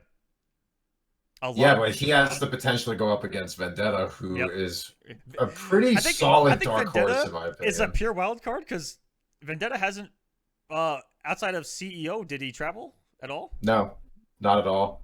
But over his course, I think he started more competitively with MKX, more towards the 2nd year, I believe. But he has some pretty decent scalps. I remember probably his biggest victory. He won over Samij in Injustice 2 at SCR. And that was probably one of his bigger ones. But he does have a couple scalps under him, so he's not really someone to sleep on. And again, that surprise factor we talk about with a whole bunch of these players, like Dr. Stabs, that really can play in as a factor. And, I mean, just look at this bracket. Biohazard on the bottom half has Zork, who upset Tweety, Derpy, and Jackal's in that part of the path as well. And this is just one little section that we can look at and go. I mean, let's not forget. I want to put a small detail. Derpy, one of the UK boys going to the LCQ. Derpy is a player that has been growing from strength to strength as each game's come out, looking the strongest in MK11, and actually was one of the players that defeated Gur dominantly at Celtic Throwdown with Kung Lao. Mm-hmm. It was a clean 2-0, if I remember correctly. One thing that could hold Derpy back is his nerves. I know he's had a bit of a... he used to be a nervous player. He's not so much now, but he's just really efficient, and he's got a lot of knowledge. He puts into practice in competitive settings. I actually think Derpy could be quite a sleeper. If people aren't ready for him, he could take people by surprise, and he has defeated people like Gur in the past, so watch out for him for sure. We have a big... Well, actually, go ahead. No, you go ahead. You go ahead. I was going to say, because I'm looking at your stream and this pool B4. This one's pretty nuts. Do you guys know how to pronounce his name? Azerbaijan. Azerbaijan. Okay. Azerbaijan, so yeah. I heard think he's not going to be at LCQ because he lost his sponsor. Is that true? I could be wrong too. I haven't spoken to him since. I saw it on Twitter. I believe it was too, on Kratos' Twitter that said that this guy lost his sponsor, or I guess the sponsor just dissolved or whatever. I don't really know the story, but that's probably going to stop him from going to LCQ, which is crazy because I didn't know that when I was originally doing predictions, and I had him making out on losers. I think DJT is the favorite, but it can go either way. And look who else is in just that half. You know, Slayer. Yeah. You know, Slayer versus DJT potentially for top 32. According to chat, it was changed, and now Azerbaijan is once more going to LCQ, which excites me because he's one of the only Sonya players that he almost exclusively uses no holds barred Sonya, if I recall. Interesting. And was a really big. I know him from Twitch back in MKX, always wanting games and always wanting to play. He bodied Vianality last year. MKX won the tournament. That's what I was saying. Do you want to talk about a Necro and MKX coming here in MK11 that almost had, you know, was up there with like the Ninja Killer of like I don't want to play that guy. Online, you know. I mean, as a European MKX player who used to watch a lot of streams during that time, Azerbaijan is the number one you'd see there. With the demo Sonya, just the second he with got a hit, Sonya, like just mixing your shit in on Destroyer's first attempts, you know. Yeah, I'd love to. I want to give a quick shout out to Johnny in the Dark, Russian streamer. Awesome tournament over the weekend. Over the weekend he hosted a tournament that included a bunch of really, really top level European / CIS players, all under one roof. You even had someone like even Sikander was in that bracket, if I recall. But Azerbaijan was in that bracket as well, and you got a perfect example of his Sonya. I think I haven't seen the match myself because I caught it later on, but.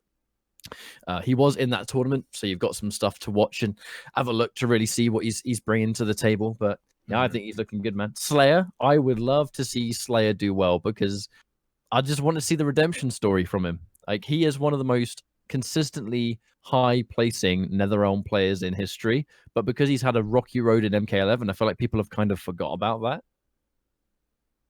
It's true. And it's just one of those things where he's had so many placements that, like I mentioned with King a while back, Slayer is just one of the highest and most consistent NRS players. He really is. Even though this hasn't been his year yet, that kind of, like you said, that story is in the making eventually, and there's a good chance that this could be the start of it. So that's always fun to watch. And also, even then, just to see DJT versus Slayer at the semifinals of the pool would be awesome to watch. It would be awesome to watch. Yeah. This bottom half of the bracket has one of the juiciest matchups that could happen to me. Watching them having played at KIT would be Gambler running into Honeybee for top 32. They went to a game 5, and that to me is a pick where it's like, that might be a coin flip, boys. Did Gambler play Nightwolf at that time? He was. Okay. Because I was going to say, one of the only reasons why I want to say that Gambler took that in a reverse 3-0 because he reverse 3-0'd a lot of people at KIT. Oh, okay. I was going to say, because seeing double from Honeybee, because that is like one of the only two characters that he plays next to Devora, does very well against Nightwolf, and I So- remember hearing gamblers say that he's only going Nightwolf, and I think that's gonna pose a threat. Yeah, for and him. Honeybee's Devora looked its most lethal coming into this. Honeybee himself, I think, has looked most lethal coming into this. I said it on Twitter. I was so happy to see both B and Bios kind of return to form, even though it was online. Look at our netcode. Hold that. They were looking really good coming in, and to see Honeybee return to Devora, almost primarily, was something beautiful, similar to Biohazard going back to Kano. You know, it's almost like they've gone home and have a new comfort level that I want to see go up against King Gambler and see how it holds up in comparison to the last time that they played. But those two to me are two people that I want to see not lose there. Which sucks, but that's how this entire LCQ is that only one person makes it out of this bracket. Are you kidding me? Yeah, that's what I'm saying. It's so hard to call. You could really only just give like your top, 7 or 8 people that have the best chance of really winning LCQ. And a lot of them are, we could probably all come to an agreement on about 4 or 5 of them, Yeah. I also wouldn't sleep here in A2, the year and runs that Kevo's been having. Yeah. Kevo is definitely another one. Even though he didn't get the performance he wanted at NEC, he still has some really solid placements this year, like dating all the way back to CEO. And so he's a favorite. Actually, sure. Right after NEC was KIT, where he got second and even beat Ninja Killer. Yeah, exactly. So he kind of like bounces back and forth. And if history is any sign of the future, he didn't really have too well of a performance at NEC, but then he comes right back and gets that second place.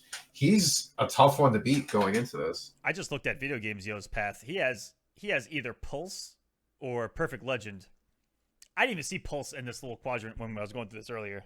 Pulse is definitely a dark horse in this. That's a dark horse in this bracket for sure. But even then, like, look at the other side too. Toxin, Rio, Mighty Unjust. By the way, Wordna, you see in bracket D, that's DR from Florida. The new Starbucks / Shinnok. Yes. DR.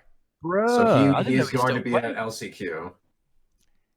Yeah, he's been kind of in silence, not really playing too much because he's still going to school and everything, but he said screw it. He plays Seeing Double and he's going to go to LCQ. Yeah, dude. That's a lot DR of Seeing Double in one. If he's playing Seeing Double, you got Toxin and Unjust who's been playing Seeing Double.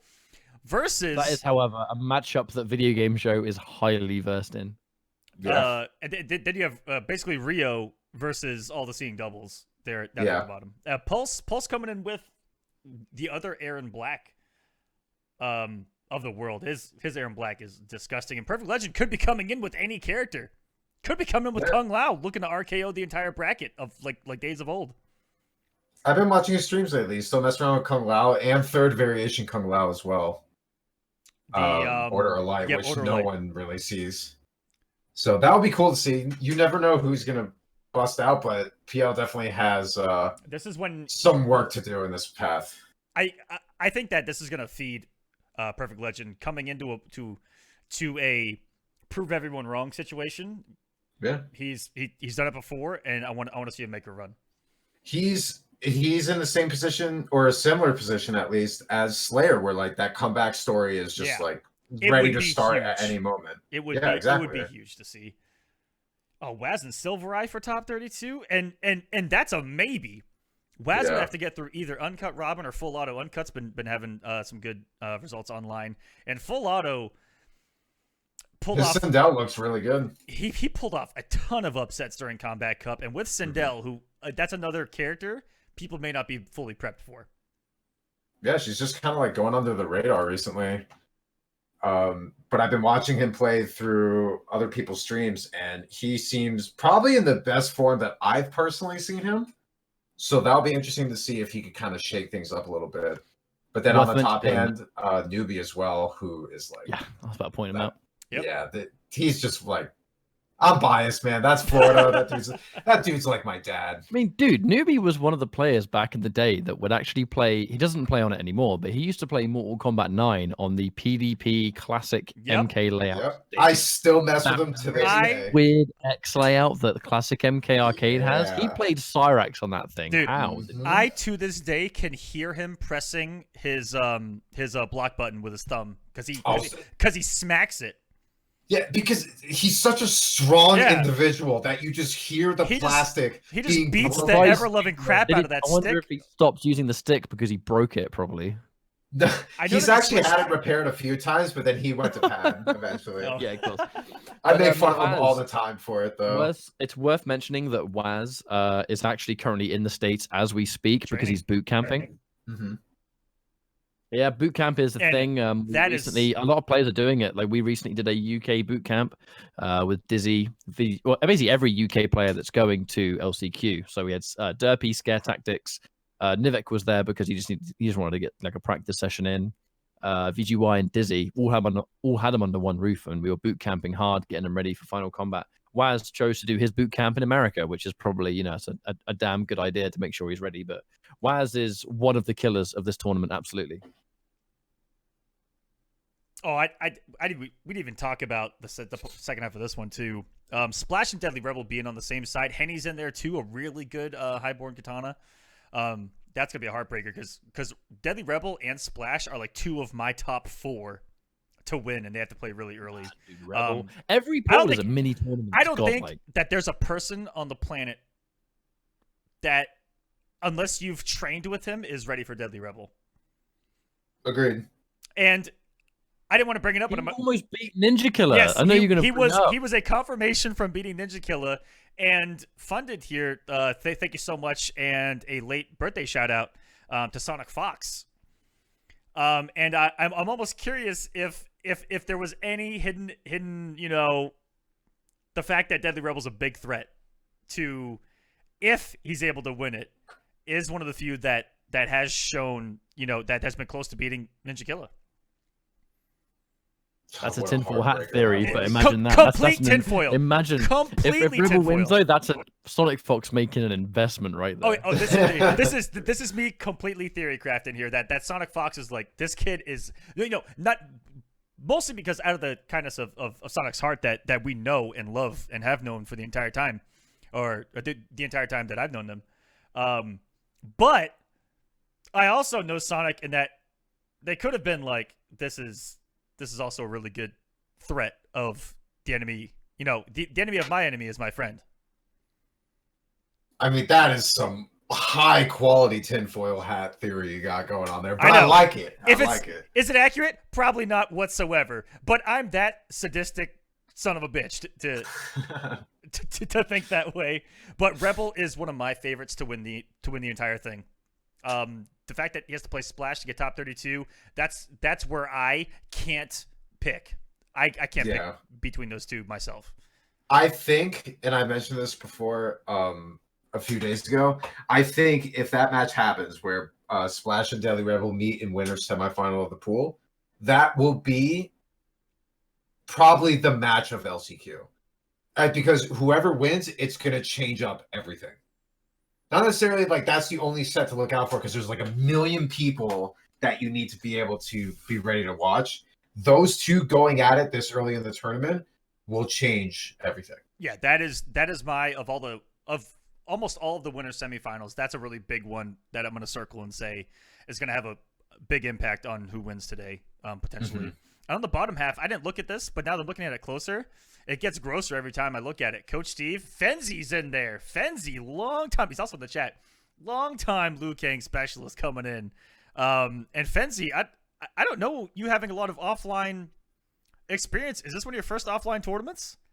Either way, really experienced player there that I'm excited to see potentially have to go up against Coach Steve. Coach Steve, big wild card, and I think even bigger there at the bottom is Wise Gemini.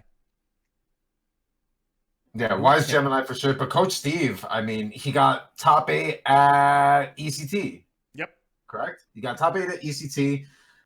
Fell a little bit short. Did he go to NEC? I don't even think he did. Oh, yes, he did. Yes, he did. He got terminated by Biohazard's Oh, Terminator. yeah. Boy, was that a set. Yeah. Anyone remember why is Gemini versus Infinity at the CGL tournament? Mm-hmm. That was like I don't know last if I had a game, chance to super see close.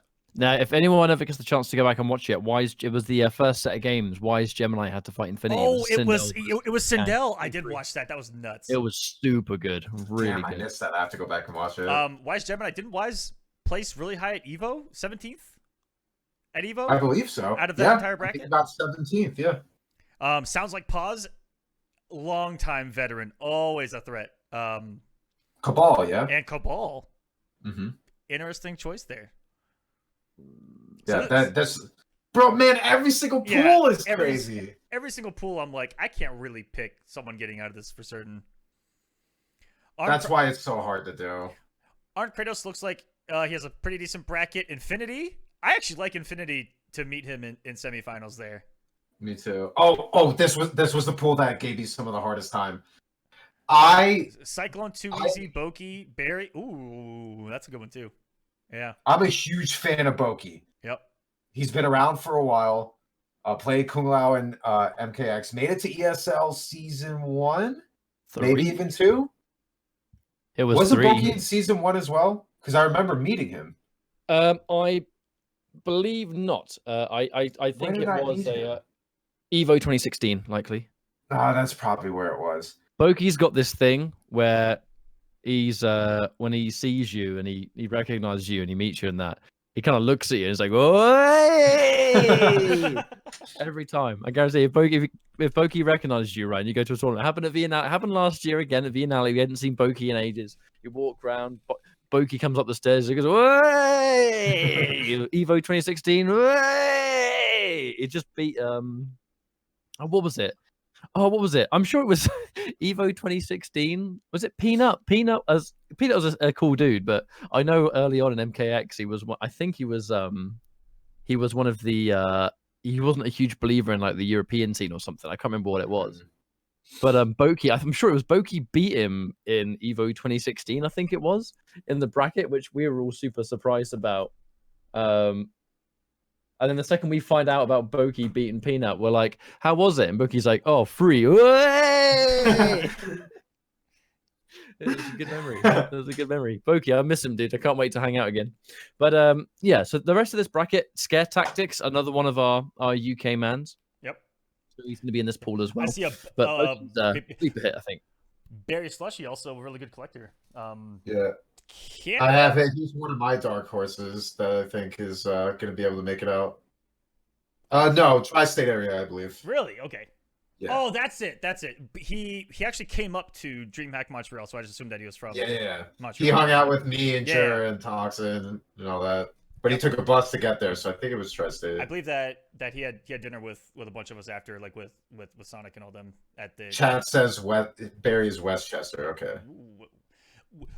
Westchester.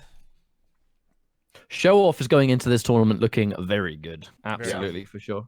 Off a victory there. The man, Vendetta, Cloud Scorpion. Shouts to Cloud Scorpion, one of our long-time supporters. Same here. Thank you, Cloud Scorpion. It's really cool to meet him finally. Oh, yeah, for sure. And those were all the pools. My picks are Combat Gur, Splash, Deadly Rebel. I think are my top 4 going in, which is I think the same top 3 you had, or no, Dragon had